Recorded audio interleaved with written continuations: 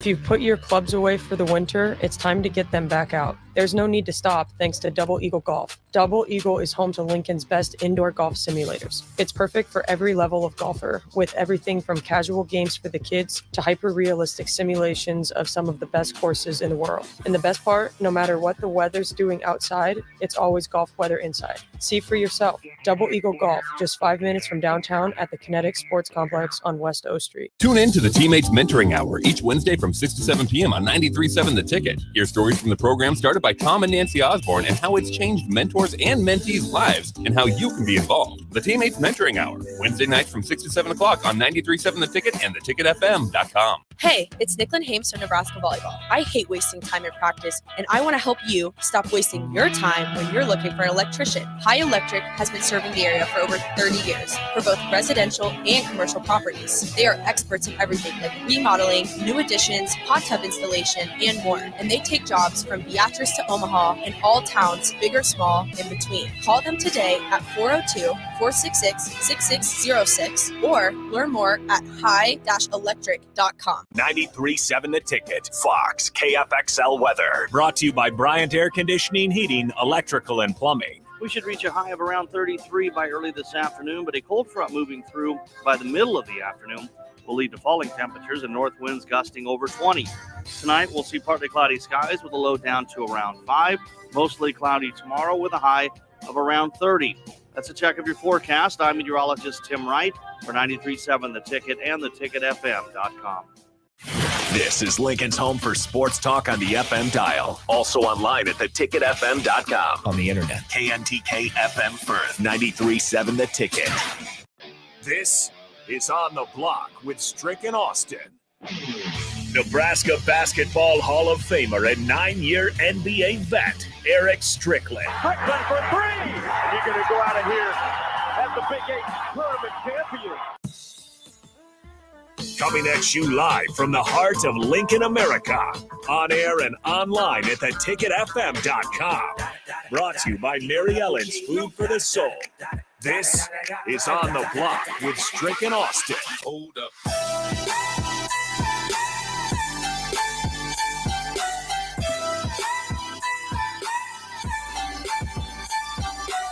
Welcome to On the Block today.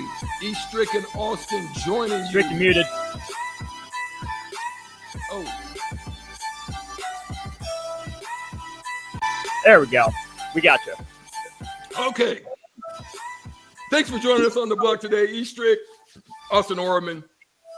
We are here sponsored by the great Mary Ellen's Food for the Soul, 93.7 The Ticket, 2 to 4 every day. You can find us here on the show. On the Block is where you will be. We appreciate you. All of our YouTube, Facebook, Twitch, and Twitter streamers, we appreciate you, as well as the Sauter Heyman text line that is always open to you, whether we like it, whether I like it, whether Austin likes it. We always still love to hear from you. We'd still like it. So nonetheless, there's a lot of content to get into today. We're going to talk a little bit about some NIL stuff with regards to what Nick Saban, one of the top recruiters, one of the best programs over the last decade and almost a half now.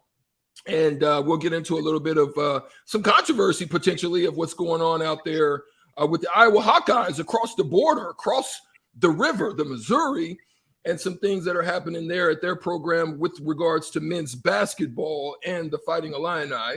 We'll get Shootout with Strick, and then we'll also have Andrew Alex joining us in the second hour. We'll talk about some of the top recruiting classes and some of the takeaways out of that as well in the second hour, as well as the crossover. So we are glad to be here, and we thank you again for joining us as well. Now, we're going to talk a little bit about this NIL conversation and get back into that. Some things that I talked about in the past with Bach as well as Nate. We've really honed in here on 93.7 The Ticket because it's a tough thing to discuss NIL because it just kind of popped out like squeezing some toothpaste out of your toothpaste holder and onto your toothbrush, and it just goes all over the place, right? Like there's no control of it. It just all over the freaking sink. And that's what's happened with NIL. And so we're going to delve into that a little bit because I found it interesting. And it's a belief that I've actually had in hope that the NCAA would be able to implement something to really rein in this NIL. A lot of people, we've had Austin on the show, and forget that. Let's pause. Austin, how you doing today? Strick, I am great. Sun's shining. I don't even care that it's windy outside. It's still a beautiful day. Plenty of sports to talk about. Could not be better. Yeah, man. The weather is a lot better still than here. I mean, I think we hit 30 at one point today. I think okay, you're rising. 20s and no ice. So we got that going for us. Yeah. I think it's starting to melt a little bit out here ourselves. I wish I could get back, hopefully be able to tap in via phone or FaceTime or something with some of the guys at the meeting tonight. But hey, that's neither here nor there. Let's jump into this NIL discussion. So I had been talking about this, and there's been some pushback with the NIL, the way that it's run, and part of my problem that I had with it was that young men were coming to campuses. Schools or these collectives were offering some of these young men life-changing money. Okay, I'm not trying to hinder that. I had a problem with the smaller schools, your Ball States, your second tier, second fives, your Cincinnati's, your Louisville's, some of these. Yeah, they're a big school. Oh, you know what I'm talking about. Yeah, the group of five conferences. The group of five. Yeah, schools like that wouldn't be able to compete in that same space. Even your Power Fives, second tiers. Those schools like, let's be honest, TCU can't play at the same level. They can play, but they can't play at the same level as like a Georgia or an Alabama. Your Northwesterns, they can get in the game, but they can't play at the same level. And so I find that a Tennessee that has great resources, even a Nebraska that has great resources, would just overwhelm the system, right? Your Oregons that got that long Nike money, guys like that, your USCs. So at the end of the day, I felt that, how can we make it even across the board? If the NBA, if the NFL, Austin, has rookie scales, maybe you can implement some form of a scale across the board with NIL, right? Quarterbacks may command a little bit more. You can kind of go down. You can peak it out to a certain amount of a number, 100,000, 80,000, 50, 20. I don't know what it is. But coming in to a program where you have done absolutely nothing, you're not a Jordan Addison that just won the Blitnikoff. I can understand him getting a significant NIL deal because he earned it. He put it out on the field. But guys coming in that haven't done anything on the field, that's why you have your Spencer Rattlers that came to Oklahoma, got beat out by Caleb Williams. And he had a super NIL deal, multiple cars, all types of money. And there was no return on investment. So for me, I'm like, if I'm an investor into a collective or I'm an investor into a program, how am I going to assure that this money that's going out is going to be significant to the program? Let's look at Nebraska. And I'm just going to throw this out. Do you think that with the NIL situation that we had right now, that we got a return on investment on O'Shawn Mathis? No. I don't have anything else to add. Based on the promise that we thought O'Shawn Mathis had for whatever reason, whether it was not the scheme fit we thought it was going to be, maybe just wasn't as good as we were led to believe, and it wasn't the scheme, but whatever it ended up being, clearly whatever Nebraska paid for someone who is just a body on the field more often than he made splash plays. No, in terms of the investment. I mean, even if that's, just a 5-figure deal, but led to believe it was a 6-figure deal. And to me, there wasn't, 6-figure production out of O'Shawn Mathis last year. Absolutely. So there's a report that's gone out, a report that comes out of Alabama. Nick Saban had received multiple requests for NIL for 2 players. That was a total of about $1.3 million. The article states that the Alabama football head coach was speaking at the 18th annual Alabama Football Coaches Association's convention on Thursday in Montgomery, where reportedly told attendees that a cornerback recruit requested $800,000 to sign with, this is a high school kid, to sign with the Crimson Tide, and another player in the transfer portal requested, in the transfer portal now, similar to what O'Shawn Mathis got, or made a request for $500,000 per Glenn Gilbo of Outkick and Nick Alvarez of AL.com. Saban reportedly turned down both players with this in mind. This is what he said. This is what was said, was spoken. Nick Saban said, someone with one of the best cornerbacks in the nation in high school came to me and asked me if I would pay, or if we'd pay them $800,000 for the player to sign here. I told him he can find another place to play. I'm not paying a kid a bunch of NIL money before he earns it. So that's what when I saw that, that's what sparked it for me, because I was like, that's the same way I feel. I feel that no kid should show up on campus, because what does that create? Think about it in life. You have trust fund kids, and I'm not saying all. Please don't get in the text message saying I'm saying all trust fund kids. But just think about it. Like, for example, what's her name? Paris Hilton, right? Mm-hmm. You remember at a time where Paris Hilton was wilding, had all that the money. You come into a situation, you give a kid that doesn't know about the economics yet. That's why I think the NCAA should have got involved. How they could have got involved by getting training, teaching them, training them, providing resources to be able to show families, kids, prior to them getting any of this money. In the contract, you have to go through all these things. That's the way I thought the NCAA could have got involved. But I'm going to turn it to you now, because I want you to speak on it. I feel that way because I think it's crazy that in life, if you just walk into a job and they say, oh, yeah, we're paying you this and you have done nothing. If I would have got my $15 million contract without showing that I could provide on the court, I would have thought you were done. But okay, I'll take it. But how do you see it? How do you view it? And text line 402-464-5685. How do you view what Nick Saban also said? We'd love to hear from you as well. Go ahead. So I'll start with the NCAA aspect of it, and that's they didn't do anything about it for the longest time. Right. They did everything in their power to keep from making NIL a thing, to keep from having to, deal with money changing hands from anyone involved at an upper level to the student athletes. They did everything in their power to make sure that didn't happen. Then the Supreme Court comes in and says, yeah, you guys were wrong to do that.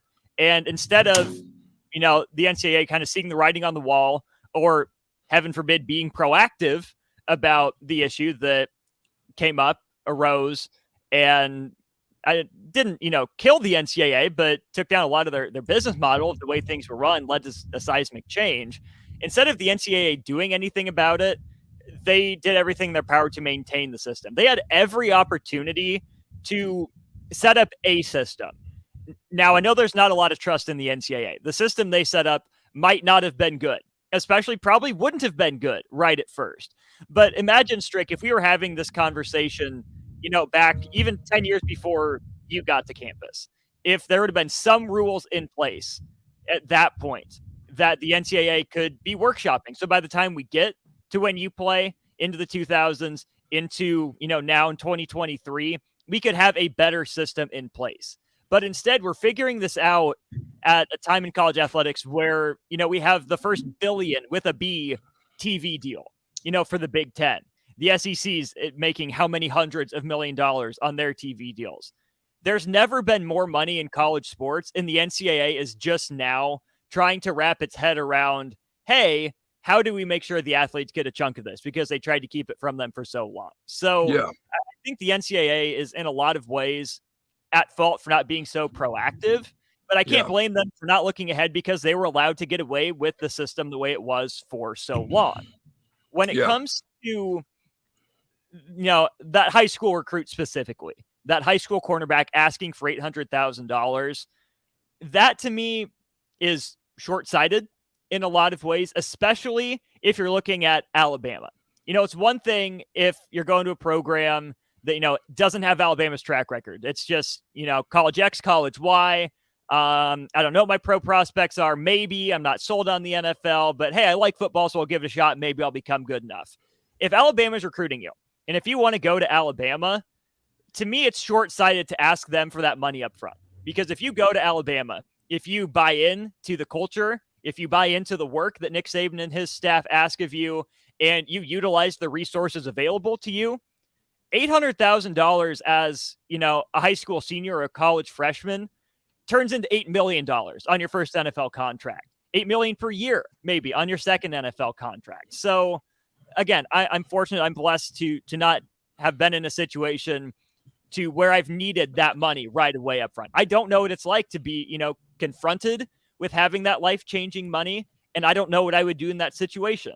But that's where, to me, the thing that solves a lot of the NIL problem, I say in quotes, is making sure, like you said, that student athletes and prospective student athletes have the proper support system around them, that they're confident that they're making the decision to transfer or to stay for the right reasons. The money has to be, an incentive, the carrot dangled on the stick, not the reason, to go to a place.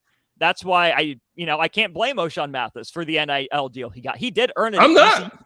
He put up numbers. He earned that. And, Nebraska's collective said he was worth that much. Go get your money, young man. Absolutely do that. You put in the work.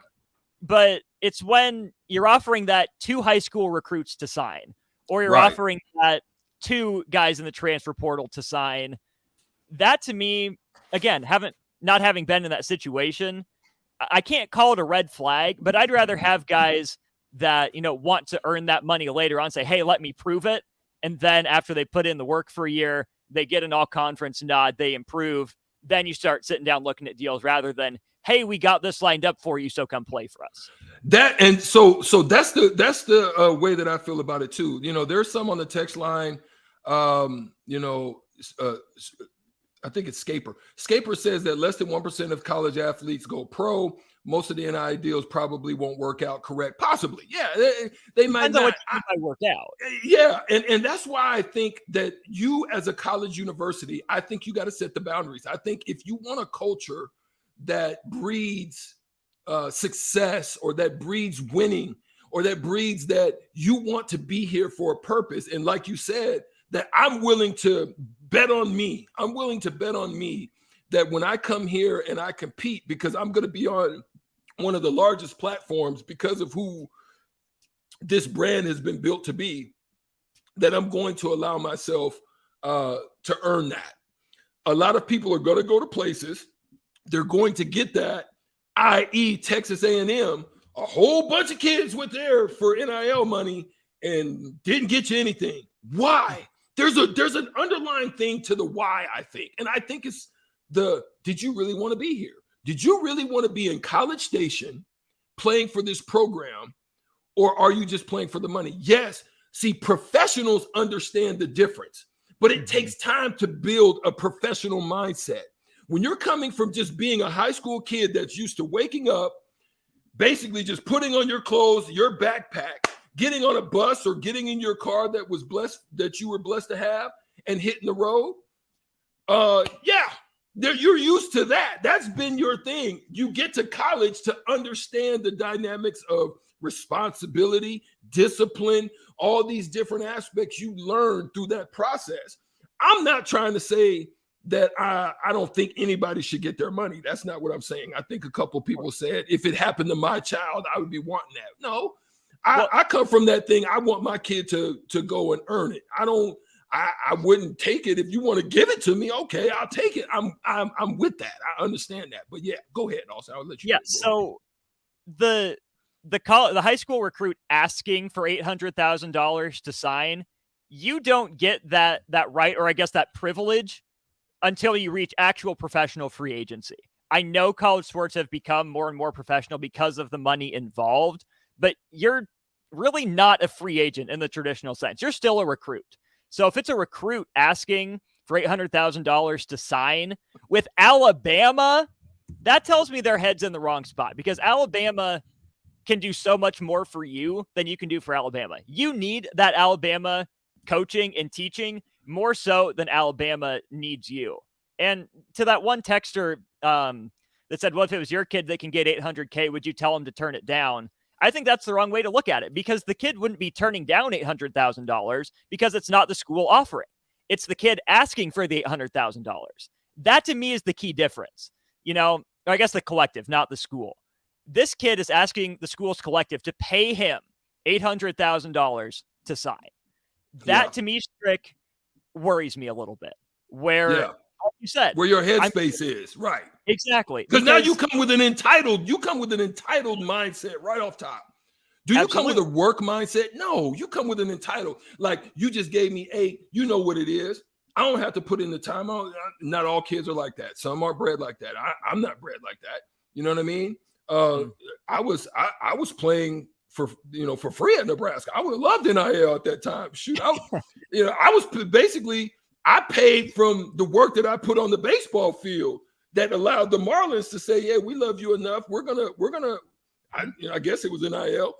We're going to pay you to not only play for us part-time, but we're going to also pay for your school, and we're going to give you a bonus on top of that. So yeah, okay, we good. So Danny Nee was happy that Stricky. So somebody said something, Austin. I want to throw this to you. Texter 308, but it lasts for 0849 says, here's my thoughts on NIL and collegiate athletics. Right or wrong or indifferent, if athletes are getting that much money, and yes, they do deserve it, but they should be paying their own college they're basically should be paying their own tuition, free up a scholarship for another athlete that needs it. So basically saying that NIL, if you're going to get huge NIL deals, then you need to be paying for your college. You know, we'll give it to you, but you've got to pay for all your room, board, all that stuff, and it'll free up another scholarship for us to give to another athlete that, you know, can also use it. That's not getting an NIL deal that way. So that, you know, that's a question. That's something to throw out there.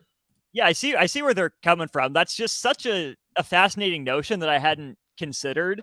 Yeah. But in that case, if it's going to be, okay, you're not on scholarship if you get NIL money. Well, Strick, not everyone's making hundreds of thousands of dollars. Some people aren't even making tens of thousands. Some people, it's a few $100 a month. Right. You know, some people, it's a few $100 total. It's a one-time deal.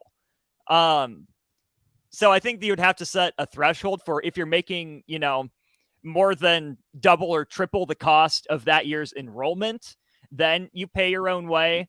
But the other thing I could foresee happening in that situation is that instead of, you know, that money coming out of the players' NIL deal, I could see the collective just paying the tuition, right? So they can, you know, say that that's a part of the NIL deal, is that they will pay for the room and for the board. And that's another thing mentioned in that Saban article, where the player out of the transfer portal asked for $500,000 to play at Alabama, which again, if you're asking for money from Alabama's collective to go play there, I think you're completely missing the boat. That's neither here nor there. But he also wanted his girlfriend admitted to law school at Alabama. Wow. I don't know about that necessarily. Again, if you guys want to go to school to the same place, decide on a place, try out for the football team and make it. You know, I'm just not sold on the whole make the kids, even if they have that NIL money, because that's what the market, such as it is, has told them they're worth. Right. Plain and simple. You know, so I don't want to dock kids for being talented at their sport and earning that scholarship, earning the ability to have their school paid for, and, you know, have that money on top of it, because they did put the work in. Yeah, Austin, I mean, I just love the topic, and I love you guys on the text line that are also tapping in on the Starter Heyman text line at 402-464-5685. We'll try to get to as many of these as we can. Great question here by texter 1069. Would the Spurs pay $800,000 for Raiola, or should they?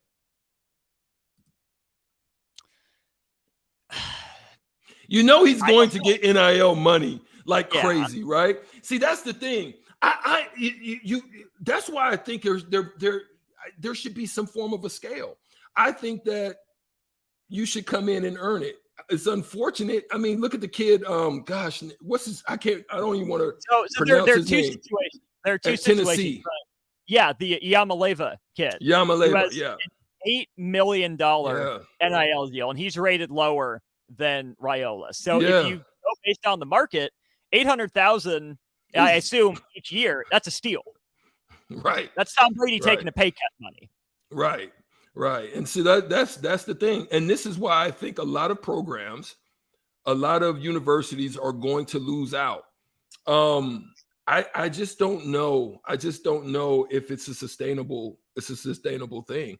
I think that you're going to ultimately have more misses than you have makes with the form, the way that with the way that it's set up right now, you're going to miss more than you hit with the system, the way that it's set up. And so that's why I don't like it.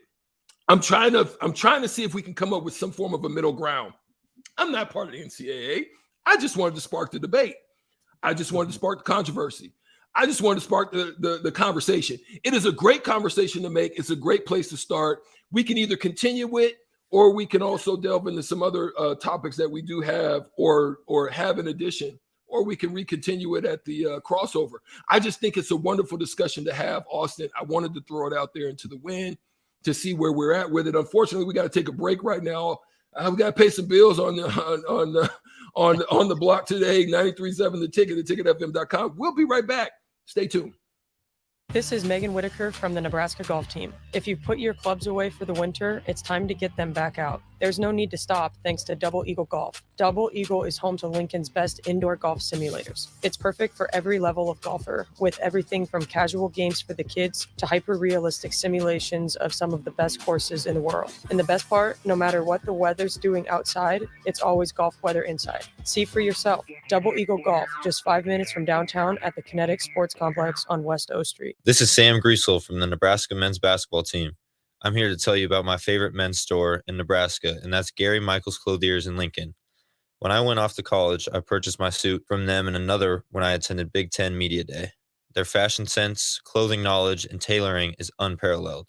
Simply said, no one does it better than Gary Michaels Clothiers, located in Village Gardens, 56th and Pine Lake Road, Lincoln. Ever think of having a career in plumbing or heating? Do you enjoy watching your favorite game in a nice, comfortable space? Taking a shower after a warm day? Well, everyone we serve at Biggerstaff Plumbing, Heating, and Air sure does. If you're interested in a career in plumbing, heating, and air, come join our team where you'll get paid while training. No experience required. Enjoy great pay and benefits in a friendly environment. Call Biggerstaff Plumbing, Heating, and Air at 402-466-8118 or apply online at biggerstaffs.com. If you're in Lincoln, Waverly, or the surrounding area, listen up. Select Plumbing gets it right the first time on a variety of issues for your home and business, including general plumbing, water heaters, faucet and fixture repair, underground sewer and water repairs, backflow testing, and more. Keep your property free from leaks and other issues. Call today for a free estimate at 402-560-6197. Plus, they're hiring service plumbers. If you're in Lincoln, Waverly, or the surrounding area, contact Select Plumbing to inquire at 402-560-6197. Chances are you've tried fruitcake before. Chances are it looked pretty weird. Lots of colors that don't really exist in nature. Chances are it tasted weird. Chances are you need to try fruitcake again. Grandma's fruitcake from Beatrice Bakery. None of that weird stuff you didn't like, just real fruit, premium nuts, and the delicious flavor combination of brandy, bourbon, and rum to meld all that together. See for yourself. Grandma's fruitcake from Beatrice Bakery. Online at beatricebakery.com. Welcome to our world of yum. Hey, it's Nicklin Hames from Nebraska Volleyball. I hate wasting time in practice, and I want to help you stop wasting your time when you're looking for an electrician. High Electric has been serving the area for over 30 years for both residential and commercial properties. They are experts in everything like remodeling, new additions, hot tub installation, and more. And they take jobs from Beatrice to Omaha and all towns, big or small, in between. Call them today at 402 466-6606 or learn more at high-electric.com. Shouldn't the landscape around your house reflect the architecture as well as the interior? Whether it's new construction or breathing life into an outdated landscape, let the teams at Tailored Landscapes, Tailored Lights, and Tailored Life combine as your local source for outdoor living. Schedule a meeting with one of our designers who listen during our consultations and combine your preferences, plus our experience to give you a timeless, sustainable, photo shoot-worthy landscape. Call us at 402-432-2572. Find us on any social media or at www.tailoredlandscapes.com, because when you find one company, you find the benefit of 3. 93.7 The Ticket, Fox, KFXL weather. Brought to you by Bryant Air Conditioning, Heating, Electrical, and Plumbing. We should reach a high of around 33 by early this afternoon, but a cold front moving through by the middle of the afternoon will lead to falling temperatures and north winds gusting over 20. Tonight, we'll see partly cloudy skies with a low down to around 5. Mostly cloudy tomorrow with a high of around 30. That's a check of your forecast. I'm meteorologist Tim Wright for 93.7 The Ticket and theticketfm.com. A new year means new goals and upgrading, but that doesn't only apply to health and fitness. Mullen Motors can get you into a new vehicle right now and get your 2023 started off the right way. They cleared off their 2022 inventory and have tons of new vehicles to choose from to make sure you get to where you need to be this year. Out with the old and in with the new. Stop by Mullen Motors today, just north of 48th and Lake. No tagline, just quality vehicles. Mullen Motors. Hi, Sean Callahan here for Coppell Chevrolet GMC, wanting to say Happy New Year and thank you to all of you for your continued support. We have just closed out another outstanding year, and we want to start 2023 off with a bang. The new GMC and Chevrolet inventory continues to roll in, and I'll actually be picking up my 2023 GMC later this month. So with interest rates continuing to climb, Coppell is partnering with General Motors and now offering 2.9% APR on select models. So we invite you to the dealership. Check us out online at CoppellCars.com. You'll be glad you did. All deals with approved credit. Hopcat exists at the intersection of great beer and delicious food, complemented by music, art, community, and comfort. Home to a best-in-class beer experience served by craft beer experts, guests can expect a casual, inviting local gathering place with some of the best damn burgers and fries you'll find in Lake. Hopcat is your pregame headquarters for basketball and volleyball all season long. Hopcat is located at 6th and P in the Haymarket. To plan your next trip to Hopcat, visit www.hopcat.com. Now back to On the Block with Strick and Austin on 93.7 The Ticket and theticketfm.com.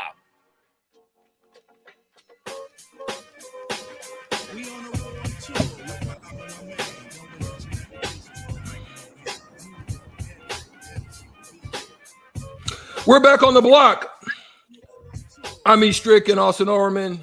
Once again, listen, the conversation on the NIL was popping. You on the text line had it going.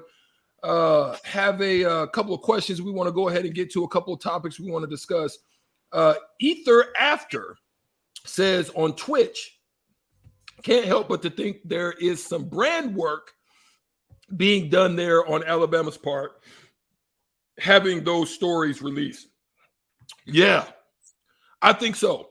Listen, I think also that the brand work is being implemented because I think ultimately, Austin, when you're talking about brand work, I think you're going to get the most. We're going to continue this conversation. I think you're going to get the most out of your players. You're going to get the most stick and stay, the most work out of the players that want to be there, as opposed to those that are coming there because of monetary values. It's different when you're a professional, right? You know, why is it different? Because the market is being set for you by your production on the court. If you was in college, you put in the work, you got to go show and prove in front of them. You got to go and do workouts. They got to believe in you. They got to have conversations. They do analytics. They try to figure. There's a lot of work that's put into them figuring out whether or not, just not some tape, not some huddle, not some, they saw you in competition, but you got to understand the elevated levels of the competition go to different levels when you get to college. Like there are programs out there, your IMGs, your Boscos, your Mater Days. There are different programs out there that are going to play schedules that are going to be very similar to what they're going to see in college, but still it ain't college. It ain't like you hitting a Power 5 program. It ain't like you hitting those types of Georgias and Alabamas. It ain't like that. So the market as a professional is set for you, and that's when you're paid upon that market level. So I think it is brand. I think that's something that I see Coach Rule is trying to establish, because he's saying, we want you to want to be here. So you can he didn't actually say it, but he's saying it in a circumventive way by basically saying, we want you to want to be here. And so if you want to be here, then we can have discussions a little bit more about what that entails. That's just my thought on it. Absolutely. To go back to one of your first points there, Strick, what were the biggest adjustments from high school to college and college to the pros? And then which of those adjustments was a bigger step, high school to college or college to pros? Oh, for me, definitely it was college to pros. The speed, the strength, the physicality, the cerebral aspect of the game had to be next level. Turning a pick and roll, sometimes my athleticism can get me, but turning a pick and roll in the NBA, they're scheming you certain ways, whether it's a high hedge, whether it's a show, whether it's a down, which means they're forcing me. So there's different things and different rotations that are going to come out of that. So I have to think beyond just the athleticism.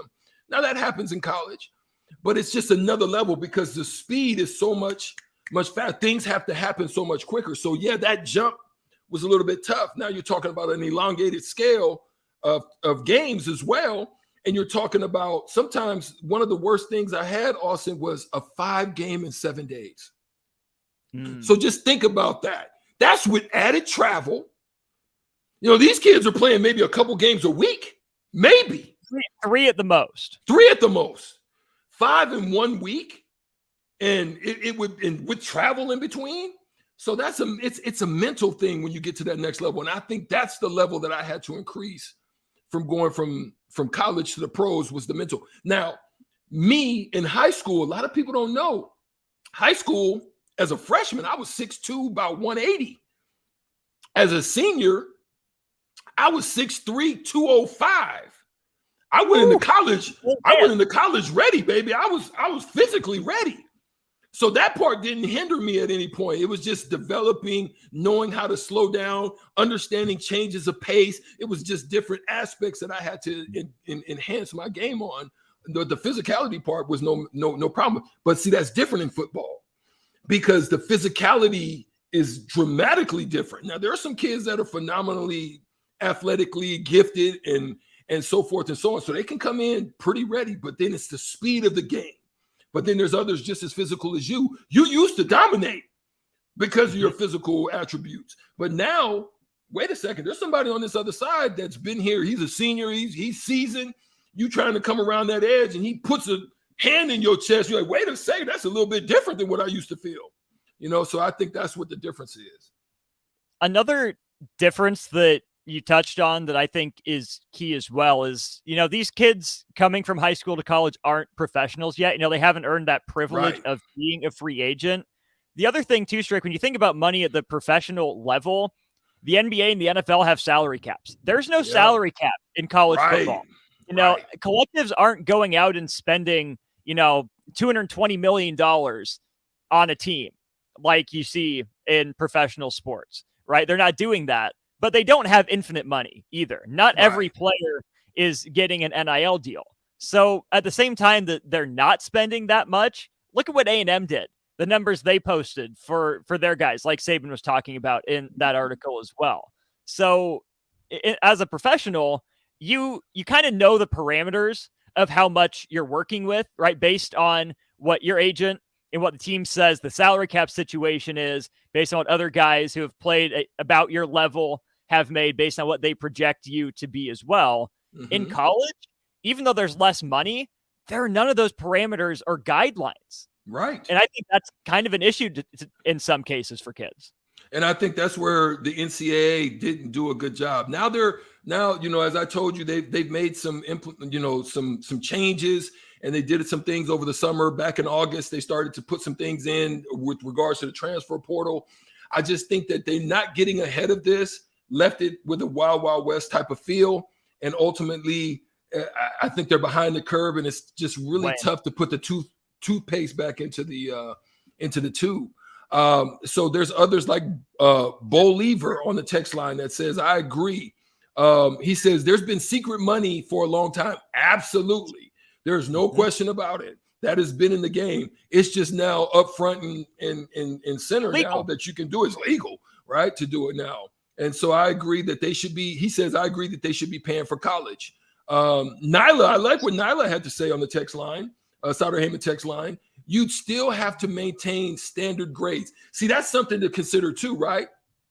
When they come on campus and they've made that kind of money, it's tough for you as a coach to tell a kid to take your butt to class, to take your butt to class, to get in there and do your work. Oh, you've got to maintain. There's still things that you have to do as far as the grade system that you have to maintain on your team, a certain level of that. That's why you see sometimes guys leave a little bit early because they're not maintaining that standard. I think that has to be a standard that has to be put in. I think there has to be contracts that are relegated for each party involved. If you don't live up to this, if you're not doing this on the field, if you're not playing a certain amount of games, if you're not, then some of that NIL money ain't coming. So I think that there needs to be some form of that in it, not just you get this NIL deal. I think there needs to be a little bit of give and take on that side of things as well. Right. I didn't get an athletic scholarship. I don't know what the parameters are around those, but I know for my academic scholarship, I did have to maintain a certain grade level. I don't see why that shouldn't be the case, across the board.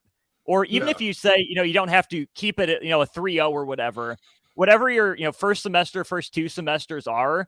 Yeah. Until you get to a certain point, whether that's, a 2.8, a 3.0, show that you're working in the classroom, but to keep your scholarship, you have to raise that GPA. And then once you hit that mark, if you hit that mark and you go below, you're on probation for a semester. If you stay below for 2 semesters, scholarship gone. But if you stay at that level or keep going up, scholarship's still there. Yeah, and I know that they do have some form of that, because I remember when I was playing baseball, there were times where I just was like, shoot, I'm tired. Mentally, I'm drained. I got into probation, and I was like, wait a minute. I could be out for a semester. No, sir. I got back on it. I ended up becoming an academic all Big 8 student, so I got it turned around. But at the same time, yeah, there are some of those ramifications that are out there. Scott asks on the text line, thank you, Scott. Strick, they have the G League. When I was when you went to the league, where did you play first? No, there was not a G League when I was around. It was actually the CBA, or the Continental Basketball League, that was like a G League. It was a league that a lot of NBA teams looked at. I actually, coming out of college, made it the first half of my season with the Dallas Mavericks. I got cut in January. I went to the CBA to Oklahoma City. And the crazy name is I think the name was the Thunder. It was like Oklahoma City Thunder was the CBA team name that I played for a short period of time. Got traded to Quad City. No, it was the Quad City Thunder. It was Oklahoma City something else. It was Quad City Thunder. But I went to Quad City, and I was there for a short period, really, really had a good run, came back to the Dallas Mavericks. So that's how I ended up, going through that little space. Now, the money that we made, I think it was really small in the CBA. I mean, it might have been like, $1,200, $1,500 a week, maybe $3,000-$4,000 a month, maybe. It was not very much. I mean, we had a small little apartment. We got a little bit of per diem, and that's kind of how it was when we went through that little cycle. Man, you guys are great on the text line. Sauter Heyman text line is always open, 402-464-5685. We're not going to have an answer, Austin. There's not going to be an answer. We just wanted to spark debate. We want to have the conversation, because we know it's something that's going to continue to exist. It's not going to be changed overnight, but we definitely want to come up with ways and thoughts, and hopefully we'll start to see something, because it's not a sustainable model right now. Absolutely not. So before we played the shootout, what to you is the most problematic part of NIL, and what's your best idea to fix that? Well, I think it's a two-part for me. One, the big colleges in the big conferences with the big money can win. Obviously, it's because it's also your alumni. Your alumni is what kind of comes together and creates these collectives. So if you've got a huge alumni base, you've got great tradition, you've got people that like Nebraska that has been along for this ride for a long time, that can help you to win. But it's the smaller programs that I think where we're going to see problems. It's the smaller programs. There's teams in basketball that can't hang with the Kentucky NIL. But here's the problem. How good are Kentucky doing right now? You know they're paying those kids significantly well. How good are they doing, right? And that's what I'm saying. Some of these smaller programs, you know, I'm interested to see how this pans out. But then the problem is the smaller programs end up losing both in football and basketball, Austin, because they end up jumping because these, you know, you perform there, you end up leaving. So you don't stay the course at the place where they help build you. Right. And no, to some degree, that's always been the case. And I think there is that worry with NIL. There are two cases, though, that I hope become more normal. UTSA in football, their quarterback, Frank Harris Jr., said he was leaving, didn't want to leave, but they ended up getting an NIL deal worked out. So he came back to UTSA. I think he was going to go to the draft or move on from football, but they put together an NIL deal to bring him back. The other one that I think is even more informative is Western Kentucky's quarterback, Austin Reed. So after the season, he, heard through those back channels that there was Power 5 interest in him. So he was upfront and told the coach, hey, I'm going in the transfer portal. Doesn't mean I'm leaving, but I want to hear what other people can offer. Because I had a good season, threw for 4,000 yards, took care of the ball, put up numbers. I want to see what other people can offer. So what Western Kentucky did was they didn't have the biggest NIL offer out there. But what Austin Reed said was they went, to a lot of effort to put something together for me. It showed that they cared. They weren't just going to wash their hands of it and say, we can't compete. Sorry. Good luck. Move on. So I love it. So in that, what that's showing us in some space, what we've heard and we talked about just in the last few days, relationships matter. Absolutely. Always have, always will. They matter. And that will always be the case. So if you can just get in the game, you might be able to retain. Because if the kid wants to leave and that's what it's all about for him, that may not be the best thing for the program ultimately, right? Because for sure. They're not playing either for the look. I'm not trying to say I don't like NIL. I think it's good. I wish it was around when I was around. Please believe me, I do. But I'm also saying that we've got to figure out a way to navigate these waters because they're troubled right now. Because there's so many stakeholders. Because we have to make it easier for the players to get the money they deserve. We have to make it easier for the players to not fall into the trap of following the money. We have to make it easier for coaches to not have one other thing to balance. We need to make it easier for schools to not constantly have collectives in the NCAA tugging them different ways. We need to make it easier for parents to know that they can trust these schools and these collectives and trust their son at these institutions. We need to make it easier for fans because right now the easy thing to do is, we only went there because of the money. They're only good because of the money. Right. There's so much that needs to be cleared up. And again, Strick, I go back to where we started this conversation.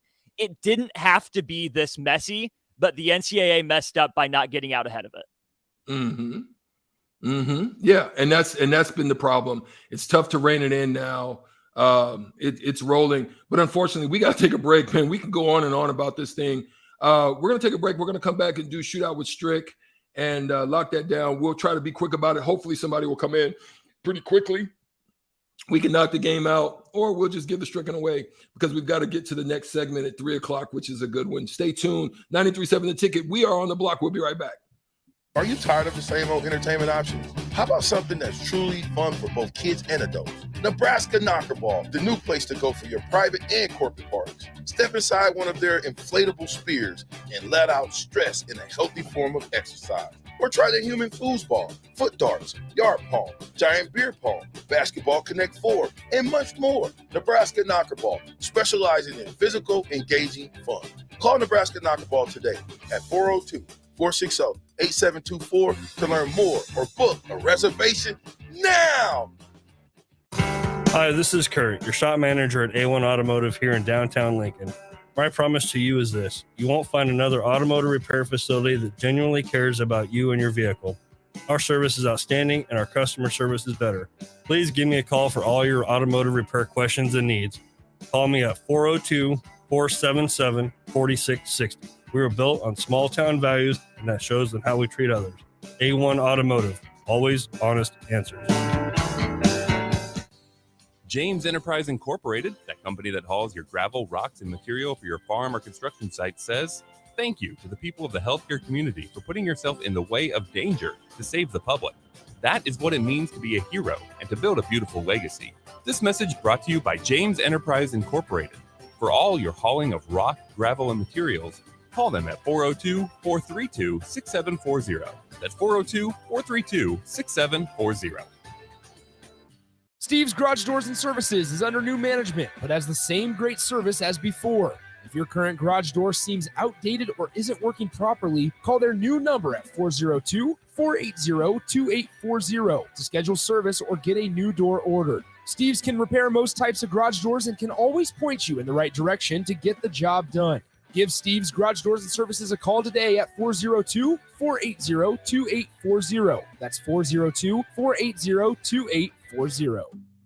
The Empire brand is growing with ESC Fabrication and Sandblasting. ESC is your place for custom handrails, industrial and commercial painting, and more. ESC provides custom welding for aluminum and stainless steel and media blasting of all sorts. ESC has great attention to detail. They stick to deadlines and keep within your budget. If you can dream it, they can make it. Contact ESC Fabrication and Sandblasting in Waverly today at 531-207-9329. A new year means new goals and upgrading, but that doesn't only apply to health and fitness. Mullen Motors can get you into a new vehicle right now and get your 2023 started off the right way. They cleared off their 2022 inventory and have tons of new vehicles to choose from to make sure you get to where you need to be this year. Out with the old and in with the new. Stop by Mullen Motors today, just north of 48th and Lake. No taglines, just quality vehicles. Mullen Motors. You know that feeling after a good, hearty meal? The worries of the world just slip away. Time slows down. Nothing but good times and good company. That's what you get with Mary Ellen's Food for the Soul. Mary Ellen's does food right, with a menu that includes smoked wings, pulled pork, brisket, catfish. And don't sleep on their sides, shrimp and grits, collard greens, baked beans. It's food that makes your heart happy. Mary Ellen's Food for the Soul, just east of 27th and Pine Lane. Let them fix you a plate. Problem gambling affects millions of Americans daily, of all ages and walks of life. If your loved one is struggling with addiction, contact Choices Treatment Center's 24-hour helpline at 402-476-2300. That's 402-476-2300. Look at your car. It's filthy and probably has a few dings and nicks all over it. Don't be that guy. Get it upgraded and repaired at Renew Your Auto. At Renew Your Auto, they offer tons of services: ceramic coating, window tinting, paintless dent repair, washes and details, bed liners, body shop, and more. Where can you go to get services like that all in one place? Schedule your appointment today at renewyourauto.com. See what Renew can do for you. 93.7 The Ticket, Fox, KFXL weather. Sponsored by John Henry's Plumbing, Heating, and Air Conditioning. We should reach a high of around 33 by early this afternoon, but a cold front moving through by the middle of the afternoon will lead to falling temperatures and north winds gusting over 20. Tonight, we'll see partly cloudy skies with a low down to around 5. Mostly cloudy tomorrow with a high of around 30. That's a check of your forecast. I'm meteorologist Tim Wright for 93.7 The Ticket and theticketfm.com. It's time to play Shootout with Strick. Call now, 464-5685, to take your shot against Eric Strickland. Shootout with Strick. Brought to you by Buffalo Wings and Rings. Time to play the game!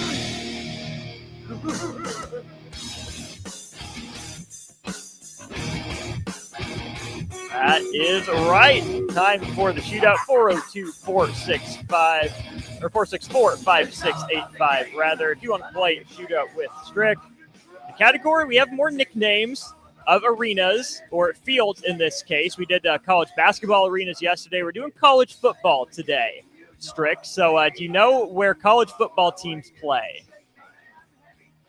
I got a pretty good mind for that. I don't know. I'm pretty good about it. I didn't go anything too obscure. So I believe everyone that, here's the questions will have heard of all these before. I don't want to be mean. The one that kind of cracked me up yesterday was the Slim Jim, University of San Diego's gym. Do you know why it's called the Slim Jim? No. Because Jenny Craig, in one of her deals with San Diego, ended up funding the gym. So Slim Jim. Oh, that's deep. Yeah. I was thinking the Slim Jim snack stick. Yeah. No, okay. I love it. So yeah, Jenny Craig bought the rights to the San Diego gym, and we do have a contestant here. Well, let's do this before we do it, since we're so close. Let's go ahead and do the station so that way we don't get too far into it. Absolutely. This is Lincoln's home for sports talk on the FM dial. Also online at theticketfm.com. On the internet. KNTK FM Firth, 93.7 The Ticket. Cool. Let's go. Great call on that, Strick. We go to the Honda of Lincoln hotline, and we welcome in, not me, but someone with the same name. Austin, are you there on the Honda of Lincoln hotline? I'm here. Can you guys hear me? We can. Do you know the rules of the shootout? I do. Excellent. Well, hold on the line. We will let Strick go first, then you'll have your chance after that. Strick, are you ready for round one of the shootout? Ready. All right, round one here in 3, 2, and 1. This team plays at the Horseshoe, Ohio State or SMU? Ohio State. Yep, they play between the hedges, Auburn or Georgia? Auburn. It's Georgia. They play at the Farm, Kansas or Stanford? Stanford. Yep, they play on Rocky Top, Tennessee or West Virginia? West Virginia. Nope, it's Tennessee. This school plays in Happy Valley. Penn State. Penn State, it is a 4-point round for you there, Strick, so not bad. I should have got one more. Definitely could have gotten one more, I'm not going to lie. Rico's giving you some grief back here. I'll let him get his comment in quick. Bad. Bad. How do you miss those two? You missed between the hedges. I knew it. I just knew it. Strick, I just continue with the game. Yes. All right, on to round two. Austin, you're still on the line, I presume? Yes, sir. Excellent. Your round of the shootout starts here in 3, 2, and 1. They play at the Big House, Michigan or USC?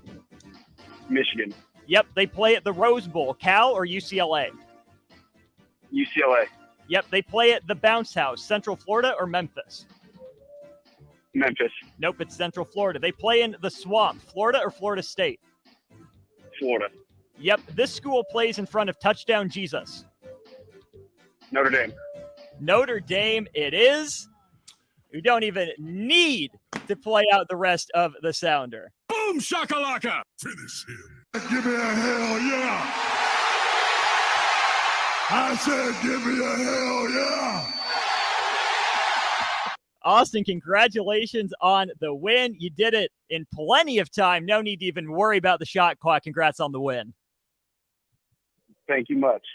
Absolutely. Hold on the line. We'll make sure you get your $15 to Buffalo Wings and Rings. You'll be giving Rico your information.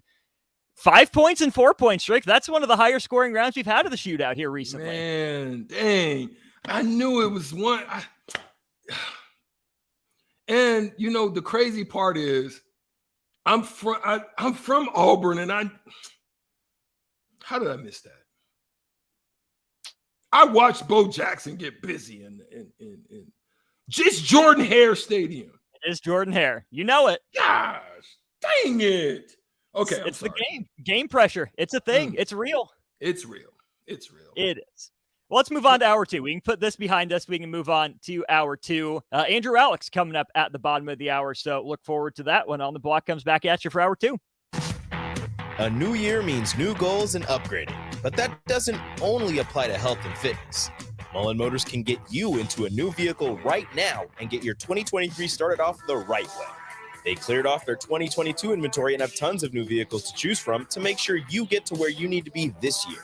Out with the old and in with the new. Stop by Mullen Motors today, just north of 48th and Lake.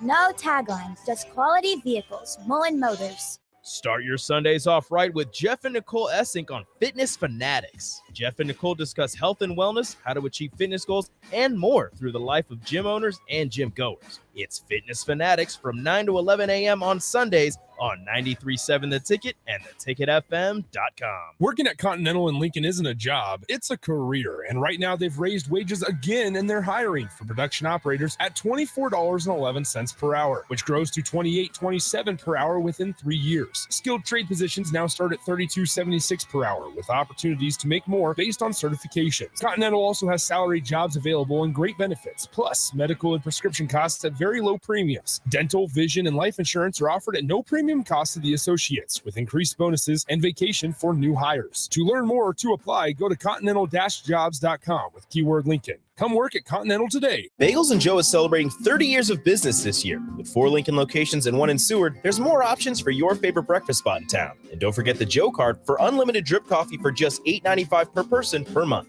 Bagels and Joe, celebrating 30 years of serving Lincoln and the surrounding areas.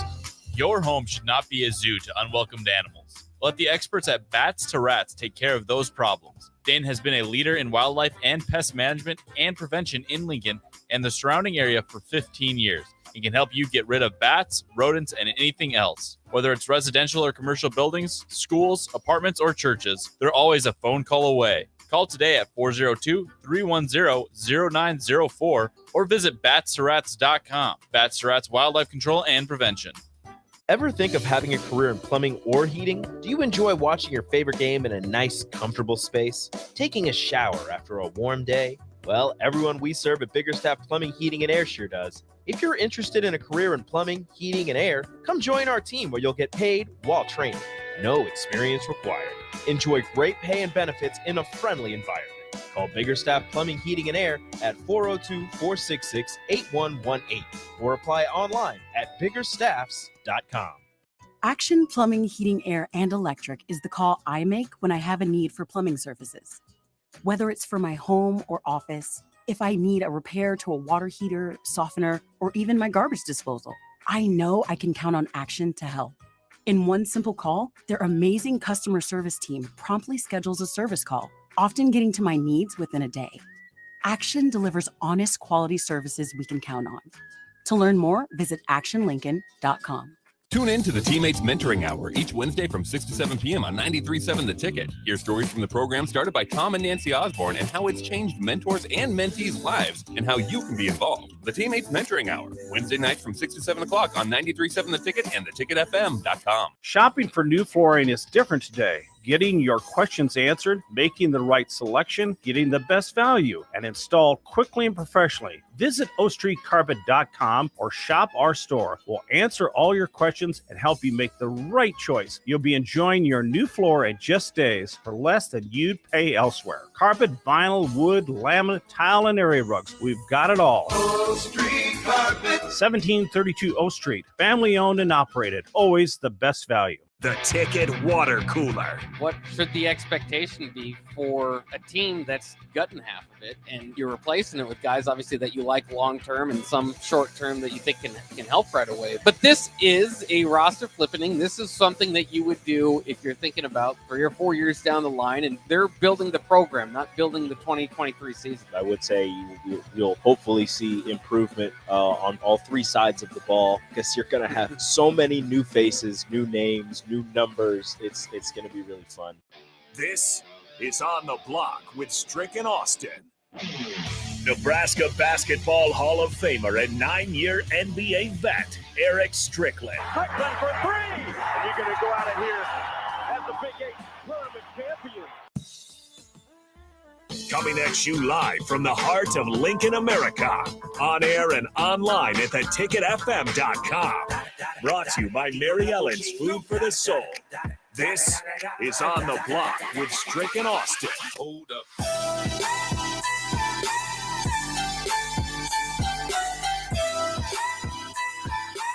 We're back on the block for the second hour. Austin Orman and E. Strick, we are on the block. 93.7 The Ticket. You can also get to the app, theticketfm.com, where you can find all great content that comes out of 93.7 The Ticket. All the different platforms, all the different shows that are there stationed on that app. You can also join there. You can also subscribe, hit the notification button, and also hit that like button if you're on YouTube, Facebook, Twitch, or Twitter. We're grateful for you and your support as well. Sutter Heyman text line is always open to you as well. Great discussion on NIL in the first half and the first segments of On the Block. But we're going to transition over right now. Obviously, signing day has been completed. A lot of universities are happy about how they did, and we're going to get into that. We're going to try to get into ranking the best college football recruiting classes after the second national signing day. And we're going to talk about some of those universities that we feel did a great job and how we think that may pan out for them potentially. But we also want to hear from you if you think that, maybe some of it's wrong or incomplete or something's missing. Sutter Heyman text line is the place for you to be. 402-464-5685. Austin, are you ready to get into this wonderful discussion about recruiting classes and how they fared throughout the second signing day? Let's do it. We already talked NIL. Let's talk about the actual players that went to these places, and not just who they are, but where they're going. I think that's an important part of it, and I think there's some trends to look at. Yeah, so when it comes to evaluating recruiting, the 2023 class are the traditional high school prospects. This is not transfers, but they will mention transfers and guys that did come in, but we're speaking specifically on the traditional high signing, because when transfer portal guys get in the transfer portal, they don't have to sign a NLI.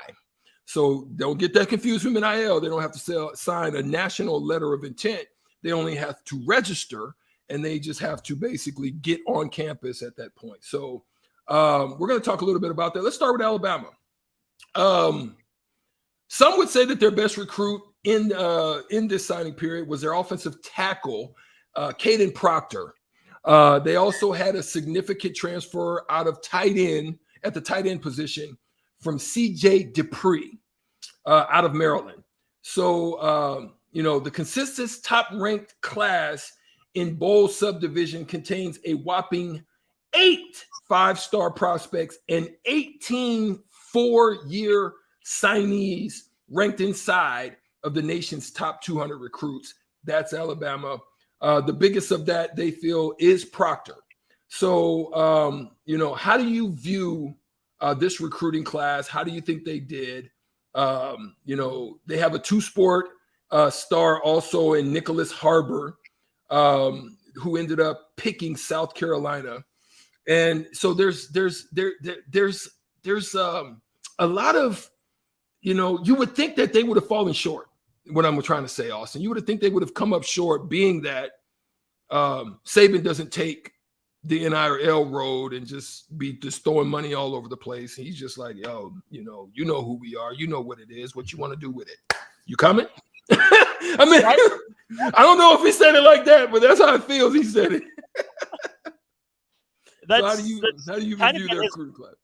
Yeah, it's kind of been his approach. And I think just today it was announced that they finally have a collective. Alabama does, which is crazy that for someone like Nick Saban, who has been on the cutting edge, or at least willing to adapt to college football so much, that Alabama's, a couple years behind the curve in terms of getting an actual organized collective up and running. I can get not, liking it, but Nick Saban also didn't like spread offenses and going up tempo. But what did he do? He adapted and adjusted. And I'm sure that, the promise of this collective played a part in signing this class. Maybe he doesn't want to admit it. He probably won't call himself out like he called Jimbo Fisher out, before SEC Media Days last year. But Caden Proctor is my favorite signee in this Alabama class, if for no other reason than he didn't go to Iowa. Good job, young man. Good choice. Well done. You got to love that about it. Georgia, they just keep retooling and revamping. The back-to-back national champions just keep getting richer. They have a group of the group in their recruiting class is very heavy in the receivers department, as well as linemen and defensive backs. They feel that the best of that bunch and their biggest recruit is defensive lineman Damon Willis. And for some reason, it seems as if Georgia is becoming interior defensive lineman U. It just seems like they're just continuously pumping them out, and they've got a treasure trove of them just ready and willing to jump in, and they end up finding another one in Damon Wilson. I'm sorry. They also had an impact transfer that came in, Dominic Levet out of Missouri. So, obviously Stetson Bennett, the old head of the bunch is transitioning on. They need to see how they're going to recover out of that. But, they still got Brock Bowers and Lad McConkey. So they still got some great participants that are still waiting to make another run at it next year. They do. Brock Bowers is going to be whoever takes over at quarterback's best friend, whether that's Carson Beck or Brock Vandegrift, who was the 5-star freshman.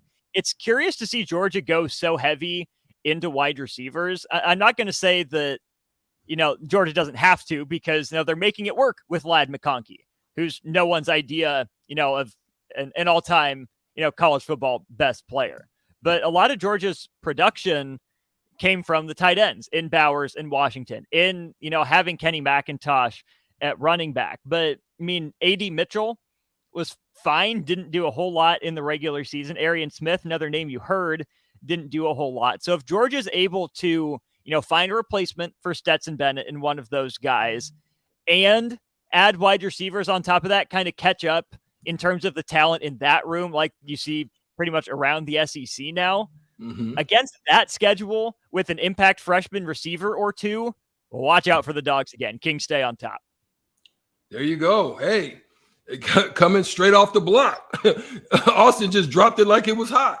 So let's turn to Texas now. Texas, a lot of NIL money, been down in the dumps just over the last, 15 years now. They just haven't been able to get off the snide and get right. It's been weird to see Texas not able to, they got all that money. They got that, the Longhorn Network. They're like Notre Dame basically out of the Big 12, and a lot of money, but they ended up winning the Arch Manning sweepstakes. But here's the dilemma. What you got? This is where I'm talking about NIL situations. You've got now two super NIL guys in Quinn Ewers and Arch Manning. Somebody's going to lose. So at the point, how you going to feel about that? That's what they ended up picking up. That's their biggest recruit. Jalen Catalon out of Arkansas, a defensive back, is one of their transfer impact players. So at this point, they've got a lot of depth. Bijan Robinson was phenomenal, but they retooled and found a 5-star running back out of Cedric Baxter Jr. that's already on campus, and he's ready to challenge that open spot that Bijan Robinson just left. Absolutely. And he's going to need to step up for Texas to get back to where they were. Obviously, Quinn Ewers has to take that next step, to be the guy that everyone thought he could be. It's my presumption that he wins the starting job again this year. And then after that, it's Arch Manning time. Because if Quinn Ewers has a good year this year, I think he should still have one more year to play in college before he's draft eligible, if I'm not mistaken. But if Arch Manning is as good as I think he is, as highly as Quinn Ewers is rated, Arch Manning is that level or higher. Plus, he has the Manning name and everything that comes with, having those 7 letters strung together in that order behind your first name. So it's going to be hard to keep Arch Manning off the field if he's as good as Quinn Ewers, let alone if he's better than Quinn Ewers. So I think that's a huge get for Texas for that as they start that transition to the SEC as well. To me, Strick, if I'm Texas, if I'm a Texas fan, I need to see a 10-win season this year to feel good about going to the SEC. And I need to see a major bowl win with it. And I need to hear behind the scenes that Arch Manning is progressing, and he's the guy to lead into the SEC. Take it over. Yeah, right, absolutely. Go ahead. If you're going 8-4, 7-5, I don't know how you feel great about transitioning to the SEC, where the Big 12 is, a dogfight night in, night out. There's not an easy game on that schedule. Yeah. That's only going to get tougher as you get to the SEC, because if Texas is supposed to be winning the Big 12 and they can't get out of their own way in that conference, imagine when you're playing Georgia, Bama, LSU, whoever else it is that pops up, on a year-to-year basis, coming in without that foundation of success. That seems like a tough road to hoe. Well, let's go ahead and continue the conversation and just move a little bit north and talk about Oklahoma, because Oklahoma finds himself in a very similar position. A super down year this year. Brent Venables is trying to retool and revamp himself, kind of rethink and get his mind back on track, find themselves doing a little bit better on the offensive side of the ball. Obviously, defense has always been a problem with him. That shouldn't be a problem with a Brent Venables-led team. But ultimately, they went and found somebody at the quarterback position, and they feel that their best recruit is Jackson Arnold. And they have an impact lineman, which is the one we lost, which was a little bit disappointing for us, which is Walter Rouse. But he's going to shore up that left side of tackle position. They struggled on the offensive side. You're starting off with a solid starting type of lineman at the left tackle position. You got a new quarterback that you're going to try to feel this way, or somebody that's there on campus is going to win that job. They got Gabriel back. Yep, Gabriel's staying. There you go. So then Dylan Gabriel will probably end up leading the charge again, unless someone comes in and takes the throne. But ultimately, how do you view about them? Because I think they're in the same position as Texas. Absolutely. Oklahoma can at least say that they won the Big 12 and have been in the college football playoff. So they have that in their, not too distant history. But at the same time, it's a what have you done for me now? The SEC isn't going to care that Oklahoma, made all those college football playoffs as a member of the Big 12. Oklahoma, barely getting by to bowl eligibility is not the spot they want to be. That's another team that needs a 10-win season. And I don't know if I can predict them to getting to that, but I wouldn't be surprised if the defense is much improved, where year one, under a new personality like Brent Venables, running a new style of defense like Brent Venables did, in a conference with teams that Brent Venables isn't familiar with. I mean, think about how long he was at Clemson, how long he got to see some of those teams in their systems. It's easier to game plan when you know the guys you're game playing against. You start to learn tendencies from those guys. Brent Venables didn't have nearly as much of that institutional knowledge at Oklahoma last year. So I don't think Oklahoma gets back to college football playoff level, but I wouldn't be shocked to see them rebound to a 9-win season, maybe double digits if everything broke right. And I was surprised to see them, rank as highly as they did in recruiting, even after a down year. I know it's the Oklahoma brand. I know Brent Venables is a high energy guy, but man, Oklahoma needed this, breath of fresh air from this recruiting class after the way last season went. Absolutely. Let's move over, stay in the SEC at this point. Let's talk about LSU. Brian Kelly's first full class is actually probably a good one. He relied pretty heavily in the transfer portal to try to fill in some of those holes. He also got 16 four-star prospects that he was able to land. All but one of those transfers come out of a Power 5 program led by Omar Spakes, linebacker out of Oregon State. Oregon State had a tremendous year last year as well in the Pac-12. So knowing that, he was also able to land the Syracuse cornerback by the name of Deuce Chestnut. That is a possible starter, but definitely would be a contributor in that defensive back room for them. So how do you think LSU was able to do? Because they've got to make a move. They kind of find themselves on the up, the down, maybe a little bit of this. So, do they make a jump? That's the however many $1 million Brian Kelly is making question. I'm surprised year one went as well as it did. I thought LSU, based on the change that they had made to Brian Kelly, was going to be 6-6, 7-5. But no, they beat Bama. They do it in, pretty gutsy way. And then they end up winning the SEC West in year one under Brian Kelly, which I think goes to show that we can't grade hires right away, because we know Brian Kelly can coach football. We didn't know if he could do it at LSU in the SEC, given that he was, a Northeast guy who moved to the Midwest. Looks like football's coaching.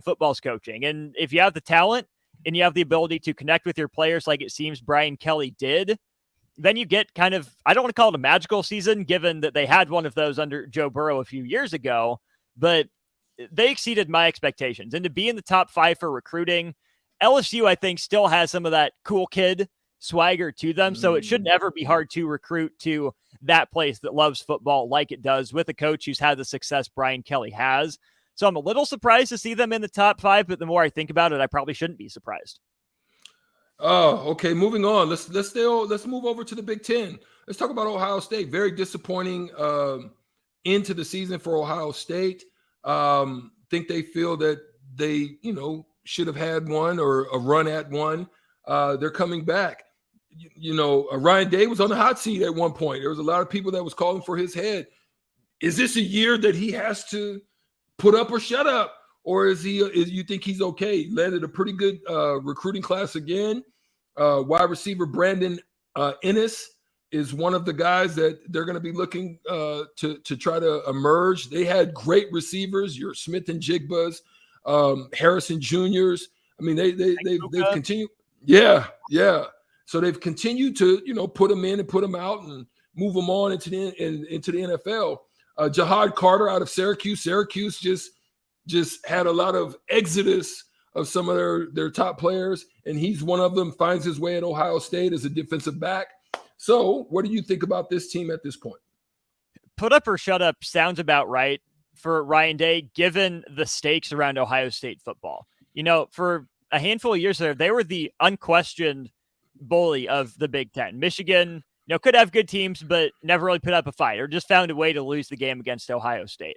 Penn State, you knew was talented, but aside from that 1 year, couldn't get over the Ohio State hump. Or if they did, they lost another game in there to make it, moot that they actually beat Ohio State. Michigan State comes and goes. No one from the West was consistently on Ohio State's level. I know Northwestern played them close to that 1 year in that championship game. But again, Ohio State found a way to get it done. Losing to Michigan once, obviously Ohio State doesn't like, but that was a really good Michigan team 2 seasons ago that did something Ohio State hadn't seen much of. Losing to Michigan twice in a row, that's darn near unexcusable. The last coach to do that before Ryan Day ended up getting canned after the season. So we know Ohio State is the most talented team in the Big Ten according to the recruiting rankings. We know Ryan Day can coach a quarterback. We know Brian Hartline can coach a wide receiver or two. Now it comes down to, can Jim Knowles get that defense playing better in year 2, kind of like we talked about with Venables at Oklahoma? And how does Ohio State get off the mat when it comes to the game at the end of the season? Love it. Great, great breakdown on that one. I'm interested in this one only because this program is a storied program. Just have not been able to get off the snide. You would think that in this generation of the glitz and the glam, that this particular university would be one to where people would be flocking, and that's the Miami Hurricanes down in Miami. One of the things they ended up landing Francis Mauigoa, and he's one of several offensive and defensive linemen. So they really focused hard on the offense and the defensive line in order to reestablish a more physical style and to help change the direction of the program. It just seems like they were just getting beat, battered, and bruised when it came inside, similar to what us at Nebraska has dealt with over the last years as a storied program as well. It seems like they've turned the focus there. They also were able to land Francisco Mauigoa, which you got a 2-for-1, seems like, out of that. And he comes out of Washington State, finds his way down there as well to compete. So, do you think they can get it turned around down there in Miami? It just seems like there's so much hope.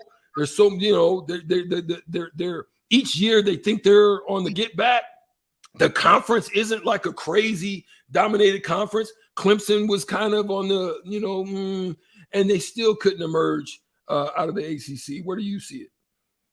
I see Miami as right now the program with the 3rd highest potential in the ACC. Clemson's there, and I think we'll see a step forward from them with Garrett Riley at OC. I really like what Florida State's been building under Norvell. Had a really good year with Jordan Travis at quarterback last year. Miami has the hype. They have the promise every season. They have, the NIL money. They have the panache and the brand. They're the U. That's what they call themselves. So, yeah, Miami probably should be better than they are. But when's the last time Miami proved it? They haven't. So I'm done believing in Miami as an ACC contender until they tell me that they're going to take it seriously. They had their moments, and I don't think it's going to be, a 1-year thing. I wasn't shocked they had the season they did last year in year 1 under Mario Cristobal. He's a builder. At Oregon, another glitz and glam type of program. what Mario Cristobal did was focus on the offensive and defensive lines first. Get Oregon more physical and more consistent in the trenches, and then built out from there. So I assume that's his blueprint at Miami. Seems like there's an emphasis on that in that class. And to me, that's where you have to start, because we know Clemson's defensive line is going to be good. It has been, for a decade now. Florida State has had some NFL caliber edge rushers, Jermaine Johnson. They get Jared Verse, who has a really good year last year. So if Miami wants any chance to compete, it needs to get better on the offensive and defensive lines. All right. Well, there's someone on the chat line that threw something out. I'm going to throw this question out on you because it is one that we discussed. We talked about Texas. Texter 3764 says, you guys have it all wrong. Texas fans, I love it. I love the debate. Texas fans are hoping for another 7. Texas fans now are hoping for another 7-win season so that they will actually feel good entering the SEC. How is this? Question. Because 7 wins means Sark gets fired and they will hire a guy that works at Fox who already owned the SEC once before. Who could that be? Yeah, I know.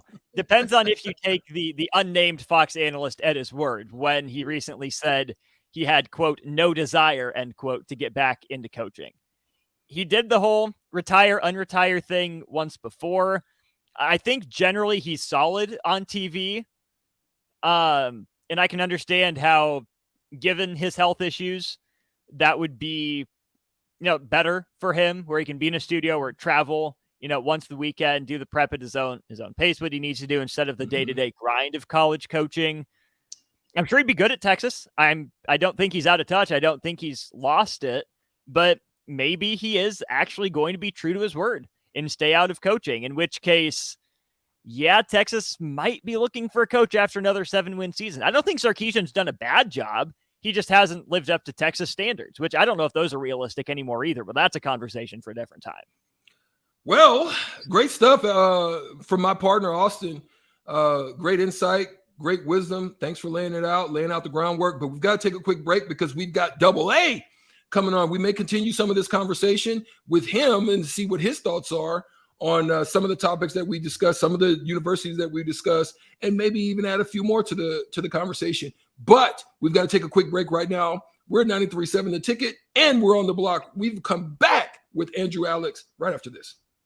Tune in to the Teammates Mentoring Hour each Wednesday from 6 to 7 p.m. on 93.7 The Ticket. Hear stories from the program started by Tom and Nancy Osborne and how it's changed mentors and mentees' lives and how you can be involved. The Teammates Mentoring Hour, Wednesday nights from 6 to 7 o'clock on 93.7 The Ticket and theticketfm.com.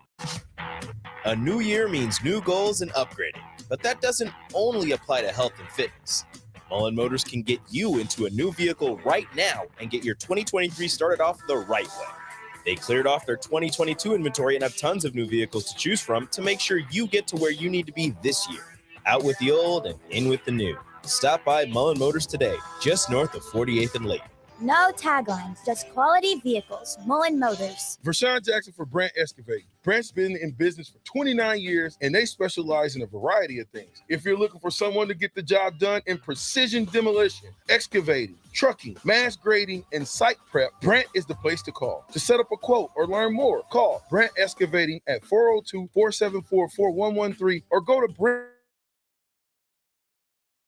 So join the team today. Brandt Excavating, a part of the Bauer brand, who reminds you, go big Brandt. Action Plumbing, Heating, Air, and Electric is the call I make when I have a need for plumbing services.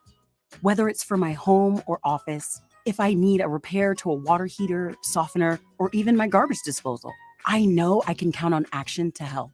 In one simple call, their amazing customer service team promptly schedules a service call, often getting to my needs within a day. Action delivers honest quality services we can count on. To learn more, visit actionlincoln.com. This is Megan Whitaker from the Nebraska golf team. If you've put your clubs away for the winter, it's time to get them back out. There's no need to stop thanks to Double Eagle Golf. Double Eagle is home to Lincoln's best indoor golf simulators. It's perfect for every level of golfer, with everything from casual games for the kids to hyper-realistic simulations of some of the best courses in the world. And the best part, no matter what the weather's doing outside, it's always golf weather inside. See for yourself. Double Eagle Golf, just 5 minutes from downtown at the Kinetic Sports Complex on West O Street. There's nothing quite like the Mercado by Certified Piedmontese beef. The Mercado offers unique ingredients you can't find anywhere else, open every day from 8 a.m. to 8 p.m. The full-service butcher shop and retail store is wonderful for meat lovers with their exclusive certified Piedmontese beef and assorted sausages, plus other quality meats, including pork, chicken, and a wide range of the freshest seafood.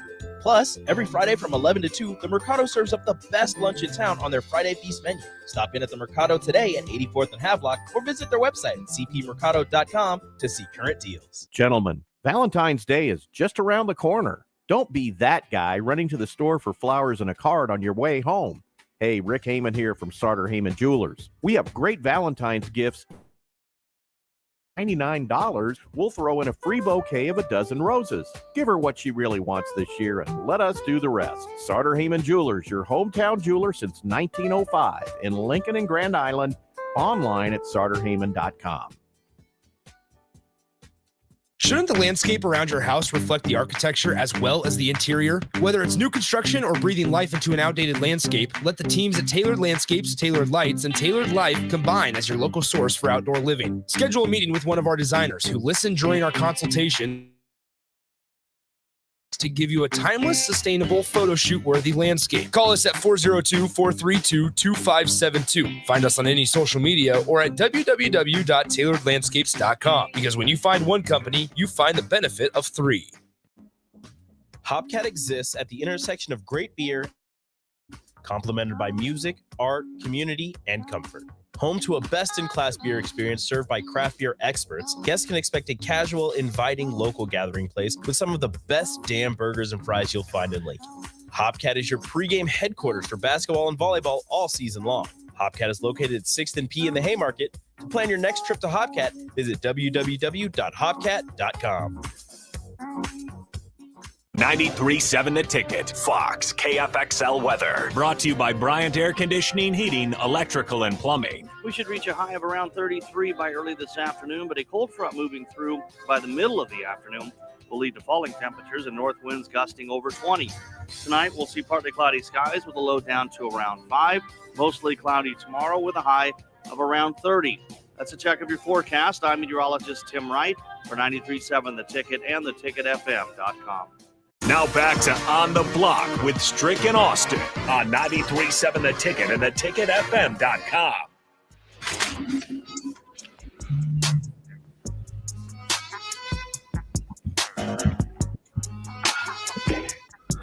We're back on the block, and we are joined by one of our lovely contributors here on the block, Double A, a.k.a. Andrew Alex, out of 247 Sports. Andrew, how is this wonderful day for you? I'm freezing down here in Texas. I don't know about you, but it's no bueno down here, my friend. Yeah, it's kind of rainy here in North Carolina. I don't know. I'm looking out the window right now, looking at the beautiful Charlotte, North Carolina skyline. It leaves a lot to be desired right now, but still a beautiful city and a beautiful day to be on the block. Okay. Absolutely. Listen, there's been some great conversations. I wish I could get into this NIL conversation with you, but that would take up this whole segment because we want to talk about what we've been talking about for the last segment was the ranking of the 10 best college recruiting classes after the second signing day. So we want to talk about that a little bit. We've talked about Oklahoma, Ohio State. Can Miami get themselves back? But there's one I want to start with you on, is the one that everybody was looking for when it came down to additions to the conferences. They were trying to see how this particular university was going to move. They continue to have good recruits come in, but they just can't seem to break through or win the big one. Will they ever get back to that greatness? And that's Notre Dame. Notre Dame right now, we want to talk a little bit about it. I want to throw this out at you. One of the things that one of the top recruits that they were able to land was an offensive lineman named Charles Jagusa. And a quarterback, Sam Hartman, out of Wake Forest, had a great year last year, ended up transferring in to try to run that. They have some new arrivals there, one of them being Hartman. They had a linebacker, Javante Jean-Baptiste, out of Ohio State that came in. He's played 250 snaps for the Buckeyes, so he's a seasoned guy. Caleb Smith out of Virginia Tech. And if our boy was on the line, Nate Dogg, he would have been happy. He wouldn't have been happy about that. But nonetheless, that's kind of what they've got going on. Do you see Notre Dame, how they fare? Do you think that they're capable of getting this thing turned around and getting back to their winning ways? Because everybody was trying to land them as far as the big conferences. Big Ten probably wanted them. I'm sure the SEC would have taken them. Big money, big program. Yeah, big money, big program. That's exactly right. I mean, Notre Dame was kind of the original national brand, you know, in the landscape of college football, Strick.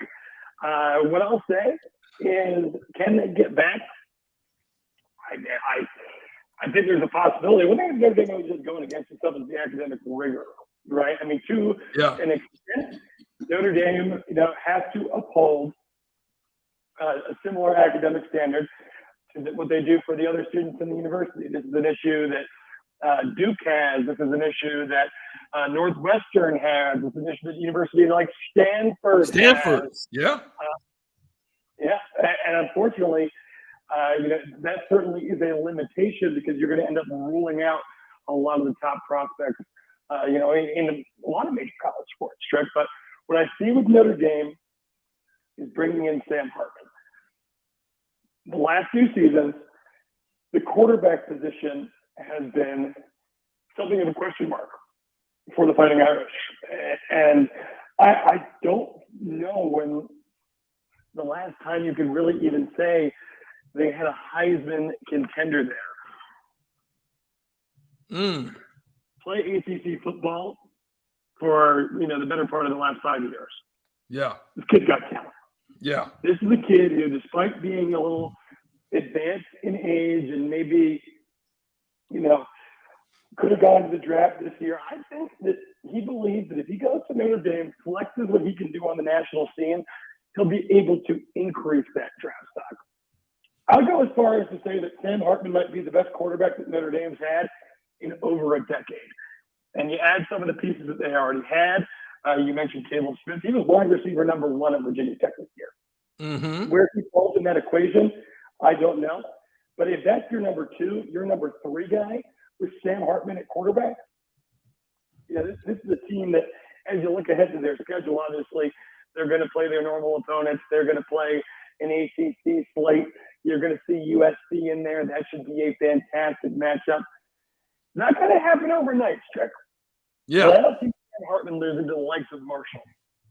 Okay. I think Notre Dame is a team that ultimately could be in the conversation for the college football playoff at the end of the year. That's what it's been true in the past, right? And I'm not going to sit here on this show and tell the world, because I'm sure you guys got some Notre Dame fans out there in the Midwest. There's Notre Dame fans everywhere. They're, like I said, national brand. I'm not here to tell you that they're going to be able to compete with the, essentially the Georgias of the world. Not this year. But I like Marcus Freeman. I like his vision, and I like this move in the short term for the Fighting Irish. And what really needs to be a building block here in number 2 under Marcus Freeman. So kudos to them. That is a huge quarterback get, and I'm excited to see what he can do. So here's one I want to talk about real quick before I get to the Big Ten. Let's talk about Texas. Texas right now obviously landed Archie Manning. That's going to create a tremendous competition. I think we might have lost. Yeah, we may have lost Strick. How about that? Well, that's unfortunate. We will see if we can get. Oh, you back, Strick? Can you hear me? You got me? Yeah, there you go. Okay. You good? Yeah, I'm good. All right, sorry about that. So let's move on and talk about, before we get to the Big Ten, let's talk about Texas. Texas obviously landing Arch Manning. It's going to create a big challenge for Quinn Ewers. We were talking about NIL and kind of just how that's all going to work out, but we're not going to get into that right now today with you. But this is a make or break season for Steve Sarkisian? Got some great pieces that he's got down there. Obviously they're losing Bijan Robinson. Now you have a 5-star guy coming in out of Cedric Baxter Jr. He's already there on campus. Is this the year for Texas to make a move before they go into the SEC, or do you just still kind of find them being mediocre? Well, I mean, momentum would certainly be something that would be appreciated, right? And to be fair, I think a full year of Quinn Ewers, you're not going to see an 8-5 season out of Texas. But the recruiting class is top of the line, of course. I mean, Arch Manning's not going to be an overnight sensation, you assume, right? Because they have Ewers in there. Manning's willing to take a back seat to him. And honestly, I'm one to believe that regardless of who you are, whether, with few exceptions, and maybe Arch Manning is one of those exceptions, true freshmen should not be starting at the Power 5 level. Mm-hmm. Not if you feel like you have a roster that's capable of making a national championship run. Justin Fields, a number of these guys, even, you look at the Heisman candidates, Drake May and the like, true freshmen, you very rarely see it. I think Quinn Ewers, though, assuming his health is going to be able to come in and be what I believe would be the front runner for the Heisman and a guy that's going to be in the conversation at the end of the day to be the first pick is the need for that team. And I think Drake May for North Carolina is going to be right in there as well. I think those are the two best quarterbacks in college football right now.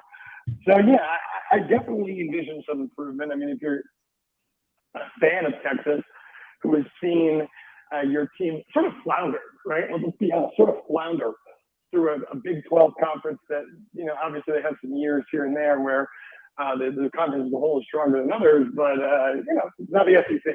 They're going to the SEC. So if you're Steve Sarkisian, I think you can ride up the confidence. You don't rebuild a program overnight, especially, picking up the pieces from where Tom Herman left that thing. But if I'm a Texas fan, if I'm a donor to that program, I think 10 wins should be kind of the goal, 9-10 wins, because ultimately, if you're staying at that 8-win mark and you're going into a much more difficult SEC, that's not, it doesn't lend confidence.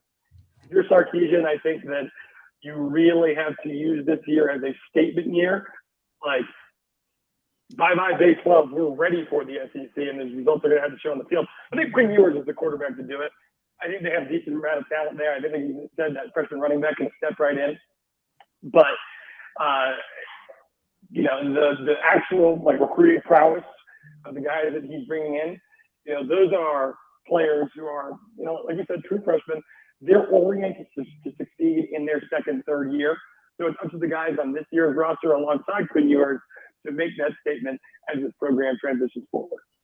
Andrew, we talk about the conference strength in football. Switching gears to men's basketball in college and the ACC, it seems like the ACC's fallen, back towards the middle of the pack. There for a while, it was up at the top, maybe the best basketball conference in America.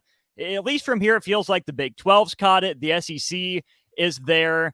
The Big 10 and the ACC kind of feel like they're in similar spots right now. What's going on in the ACC that Clemson leads it, Pitt's up there, NC State's doing well, and Miami's having another good year? Well, there's a lot of factors that go into that, man.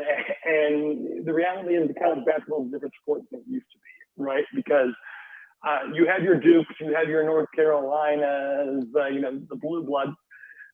And North Carolina is disappointing. I'm not going to lie. North Carolina is disappointing. That was a team that went to the Final Four last year, went to the national championship game last year, led the national championship game by double digits halftime last year. Bring back pretty much the exact same roster. And it's been very up and down. That's a team I still wouldn't sleep on, provided if they can make it into the NCAA tournament. What were they, an 18 last year and made that run to the Final Four? Talent does have a chance to win out in the end. As for Duke, obviously, first year under John Shire, not an incredible program transition, but asking someone to fill the shoes of the greatest college basketball coach of our lifetime is a tall order, right? And combine that with the normal one and done strategy that Duke seems to have employed recently, probably what pushed Coach K into retirement in the first place. I don't think he thoroughly enjoyed that as much as the way things used to be. You got freshmen, then the injuries are piling up, new coach, it's up and down. This is probably one of the lesser Duke teams that we've seen in a few years. Louisville's a train wreck. Syracuse, Jim Boeheim on the game is passing by. So yeah, I mean, it's the teams that have built a college basketball program in the way that tends to show success in the NCAA tournament that are ultimately succeeding. You know, the University of Virginia, they do. I mean, I hate the University of Virginia.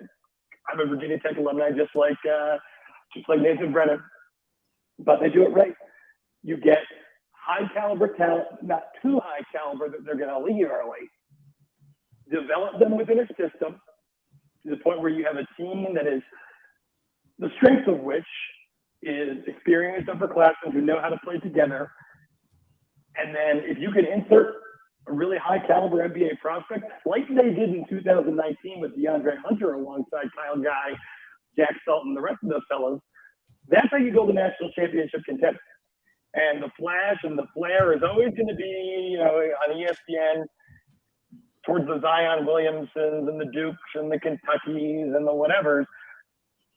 But it's the UVAs, the Villanovas, the Purdue's, perhaps, that build something sustainable where you can actually win, you know, 6 games in a row in a single elimination college basketball tournament against the best of the best, because that's what counts in the end, right? So as for the other teams that are succeeding in the ACC, kind of just the other teams that are, you know, finding their swing at the right time. Miami's got a lot of experience. Clemson, in what is a year for Brad Brownell that a lot of people thought could be make or break coming into the year, has really succeeded. So yeah, I mean, the ACC has definitely taken a step back in basketball compared to, I would say, even just a few years ago when you'd have, you know, 8 to 10 teams making the NCAA tournament. I don't envision that this year for the conference. But, you know, a lot of people said the ACC fell off last year, and then Duke, Miami, and North Carolina were all in the Elite Eight. Duke and North Carolina played each other in the Final Four. So, yeah.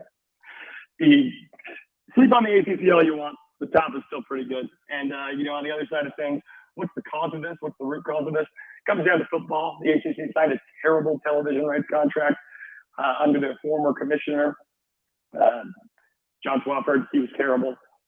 He really set this conference back. Like, I mean, he signed the contract through 2035, so he probably set the conference back a decade. But ultimately, the revenue sharing impacts the football, which then plays back into the revenue, which then trickles down to all the other sports. Which is why now you have a school like Alabama at the top of the rankings, right? Because it's just the trickle down economics of big money college sports. And I worry for the ACC, yes, maybe Duke and North Carolina can sustain themselves based on their national brands. But for the other schools, they might be behind the 8 ball. And for the ACC, I don't know if there's an overnight solution because, like I said, 2035 under the current revenue sharing rights deal. So as a huge ACC fan, extremely disappointed.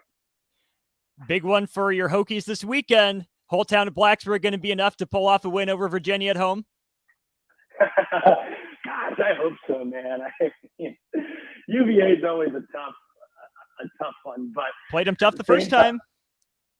Yeah, they did play them tough the first time. Really had one of the best offensive nights that they've had all season, despite the fact that UVA is, probably the premier defensive college basketball program in the country, right? So, I mean, that's a positive sign. Castle Coliseum has been rocking all year long. I made my way down, or up there, I guess, from where I am geographically located at this point, to a couple of games, sold out. Though the team has been a little bit disappointing here since the calendar year turned 2023. It's been a tough month for Virginia Tech basketball. The fans are still stuck in there. And here's something. I think Tech's lost maybe 1 game at home. They got 9 losses overall. I think they're 0-8 on the road. And the rest of every home game they played, they won. They used to take care of Duke a couple weeks ago. So, yeah, I mean, I didn't know if he's got a good shot. It's unfortunate for Virginia Tech because, an injury here, a couple of guys go cold there. a bad stretch, and now you're behind the 8 ball, where you basically have like room to lose like 1 or 2 more regular season games if you want to make the NCAA tournament, barring another miracle run in the ACC tournament, which wouldn't rule out for this team. They got the talent, but yeah, you know what?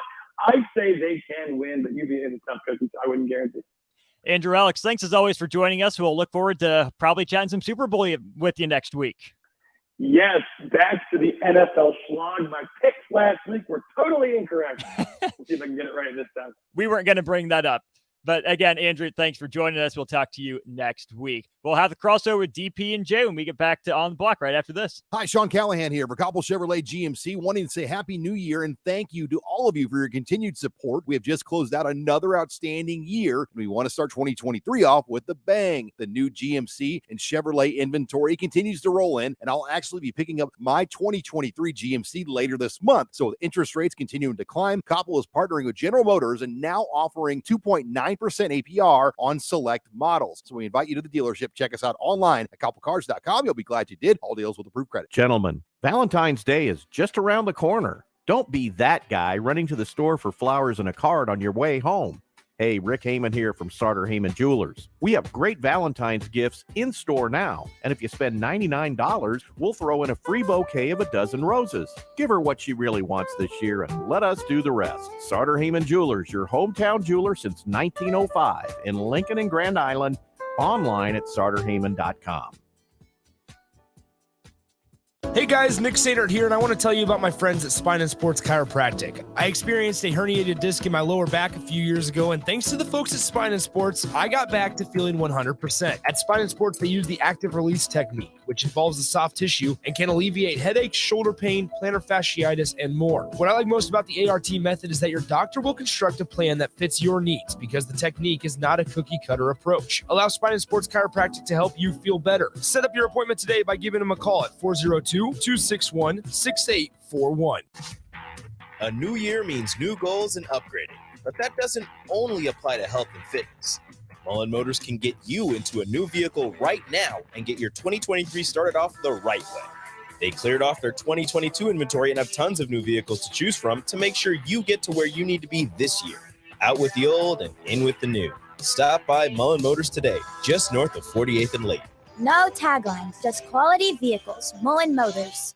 The place you call home should always be a place of comfort. Warm and cozy in winter, cool and relaxing in summer. If your home isn't delivering the comfort you expect, call Bryant. It's more than just hot and cold to them. It's about providing the best comfort solutions. And Bryant gives you a full 24-month test drive on your home comfort system.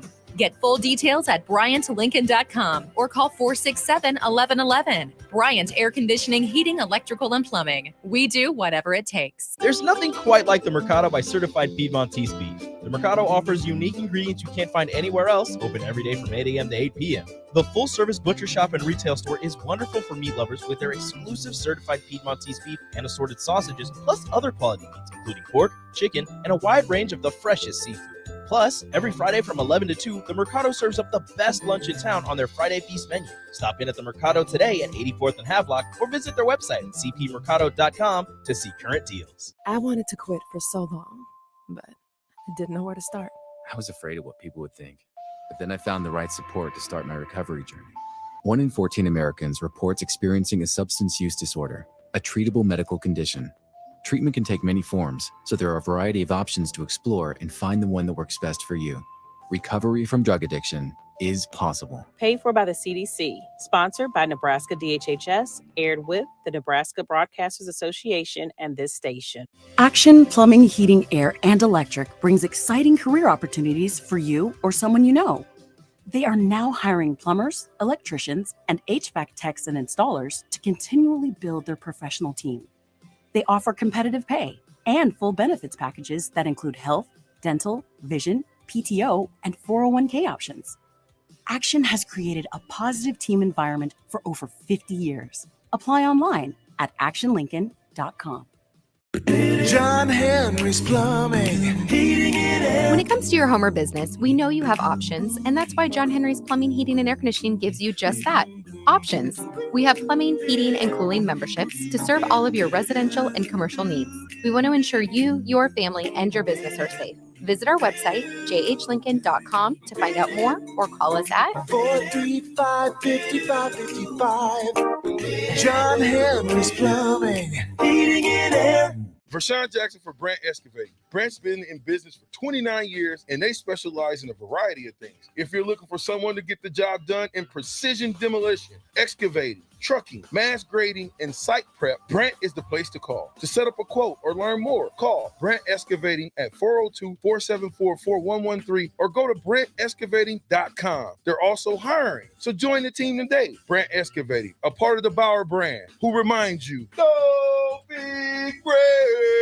Now back to On the Block with Strick and Austin on 93.7 The Ticket and theticketfm.com.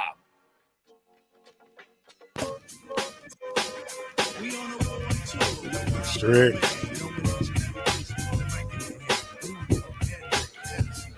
We are back on the block. It is the crossover, and on the crossover joining us right now is Jay Foreman, national champion, super linebacker extraordinaire, dunker. I saw the pictures. Little hot. You seen that? That 14-year-old giving him that right there. That was a baseline thunder right there. Watch me get up. Kenny Will. What's up? Kenny Wilhite is in the building as well, man. Kenny, it's always a pleasure to see you. You too, but he's down. He's got game. I had game. Ain't no doubt about it. I had game. Not no more. Not no more. Nope. Yeah, it's and a don't wrap want these days. You don't even think I don't want no parts You of playing still shoot basketball. jumpers though, can't you? Oh, I can still shoot, but I ain't getting up and down the court. No, thank you. 3-point line to 3-point line. If that. Half court. That's all I got. Real Cherry talk. picking like a mug. Like a mug. No defensive transition. That's the way it's gonna go down for Stricky. I understand how you feel. But listen, man, we really got into a heavy debate a little bit earlier, man. Text line was on fire. We were talking about NIL. If you hadn't seen the story, what had happened was Nick Saban had a couple of recruits, one out of high school, a DB. Coach ends up calling him saying, hey, you got $800,000 for him. He could be yours. Nick Saban then had another one out of the transfer portal, asked for about $500,000, about 1.3 total. And Nick Saban said, basically kick rocks. They can go find another place to play. Right. Being that NIL is the Wild West right now, being that it is how it is, does brands matter as far as the ability to be able to do that? Or is it just a sense of we actually want players that belong here, want to be here, have a desire to play here for this particular program? And just at that point, you're going to continue to maintain your culture no matter what. And then he says, I'm not giving it to anybody that hasn't earned it. What say you guys as far as that discussion is concerned? I love his answer. Yeah. Love it. I think Will Hyde's going to get into it. We got to get into station ID real quick, Strick. Then we're going to bless you with the ism over here. All right. This is Lincoln's home for sports talk on the FM dial. Also online at theticketfm.com. On the internet. KNTK FM Firth, 93.7 The Ticket. Go ahead, K-Dub. Man, listen, I'm so glad he told them kids to kick rocks. So glad. I listened to you guys talk about this on the radio on my way over here. I'm so tired of this NIL stuff. So tired of it. Already. When you're Alabama, you don't need NIL. You don't need anybody for NIL because you're going to win without. Not to that magnitude. No, you don't. Yeah. I mean, of course you're going to have NIL. Sure. But you don't have to recruit saying, I'm going to give you this, I'm going to give you that. Right. You're Alabama. They're like the college version of the Patriots. I think. Well, but real quick, Jay, before you get in, I just want to throw this out there. Bryce Young earned his NIL money. Oh, yeah. So he's on campus. He put in the work. He put in the time, got it done. You can understand Will Anderson getting it. They earned it. But these guys just wanted it up in the upfront. Go ahead, Jay. I just want to I'm not saying that you shouldn't, have a Mr. T starter kit, but you ain't coming in and rocking the Jacob and all that stuff right from the get-go because of what you did in high school. And I do believe when you have to approach some of these 5-star, number one, you got to have something tangible for them. I do believe that. But to pick up the phone and call probably the greatest coach of all time at I guess number 2 team in the nation as far as, behind Georgia at this point in time, but somebody definitely that doesn't need anybody. He doesn't need any more. I mean, No, he doesn't need any players. And I think that reason why you get those calls, there's teams that operate out of desperation.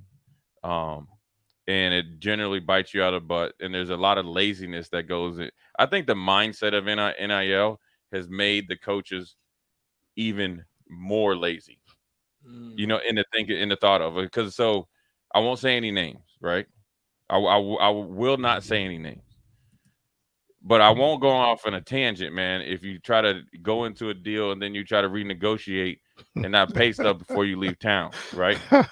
Now I'll get into, I won't say any names. So if I'm a coach and say we need a wing back, or not wing back, a receiver, tight end, DN, and a DB, right? So we just recruited two cycles of classes and had probably, let's just say, either 2 at each position or maybe even 3, especially because defensive back, you'll have corners that could be safeties that could be corners, so forth and so on, let alone you get somebody to walk on that actually can be tangible as well. So we're going to just gloss over that and just say, hey, man, we'll throw money at it and just get anybody out of there. Not even really do your research on them. Right? So somebody's coming here that never really had interest at Nebraska at any point in time and say their recruitment from freshman, sophomore year in high school, all of a sudden is going to be gung-ho to come here because, and rightfully so, if Nick Saban's offering them $200,000 and Nebraska's offering him $6 million, well, you got to be a dummy not to come here for $6 million. But are you going to be truly invested when you come here? Am I going to get? It's not even about the stats. Am I going to get your honest effort though? No, you're not. Because you're going to be. You're not fully vested, right? And you probably making more than me if I'm your linebacker coach. You're making more than the coach, or as much, and hadn't played one down. Here, yeah. And if you get $200,000 from Alabama, you're going to make more than that, more than likely, right? Yes. Think about how many guys they put to the pros. It feels like it's $600,000 now or $200,000 plus an NFL contract. But see, here's what Nick Saban's doing, and I know this from Lester Towns and from Todd Grantham that's down there. So I talked to Todd 6 times during the year, at least, probably even more than that, majority by phone, text. So what he's talking to him about with NIL, he's not afraid of NIL, and he's not saying that you should have NIL. He's like, this is where we're going to start you, but this is what I'm going to do for you, or what we can do for you holistically when you're 40, meaning keep your nose clean, grades good, get you out in the community, and if you do well, you have a potential to go to the pros, plus NIL, and then guess what? Push come to shove, you can come back here and have an opportunity to work here, whether starting your own business or whatever it is. So when he's mapping out NIL for Kenny Wilhite, he might be talking about the same numbers as, say, Texas. If Kenny just said, I'm going to Texas, here's a check, let's just say for $500,000. He's mapping out $500,000 long term when actually it's probably close to 1.5 because he's adding up all the numbers to it. The way they're going about it is real strategic. It's a different type of mindset. And then also when you're good and you got – They don't have to. They don't have to. They don't have to. They don't have to say, I'm going to give you $400,000 for you to come to University of Alabama. They don't have to. Yeah. Because they're already there.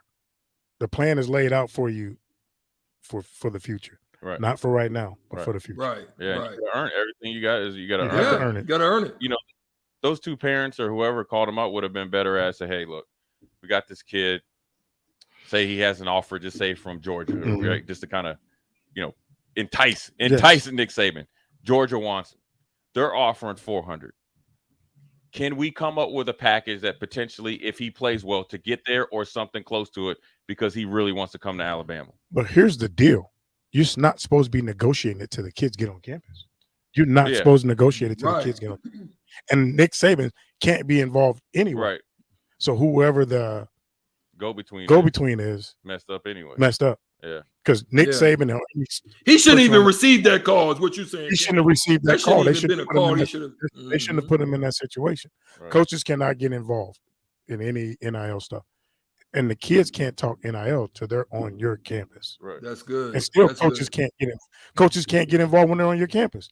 Coaches have been taken out of the whole equation. See, I wonder what happens if technically they can't, but I'm sure the kids know. I first of all, if it's me And I ain't getting on no plane. I ain't going nowhere unless I know the parameters when I get there. You get what I'm saying? None of this Jaden Rashada stuff? Nah, because that stuff will be a return ticket. Trust me, quickly. You know what I'm saying? Them brothers are coming here knowing something. But here's the problem: is where coaches are, where universities run into. Forget the coaches, but the coaches are collateral damage, and the team's collateral damage, because if you get here and say Austin's a tight end, and somehow, some way, the lady at the hotel had negotiated, said, "Hey, I was told that you could possibly get 100,000." Well, then he gets here, and then they forget that conversation.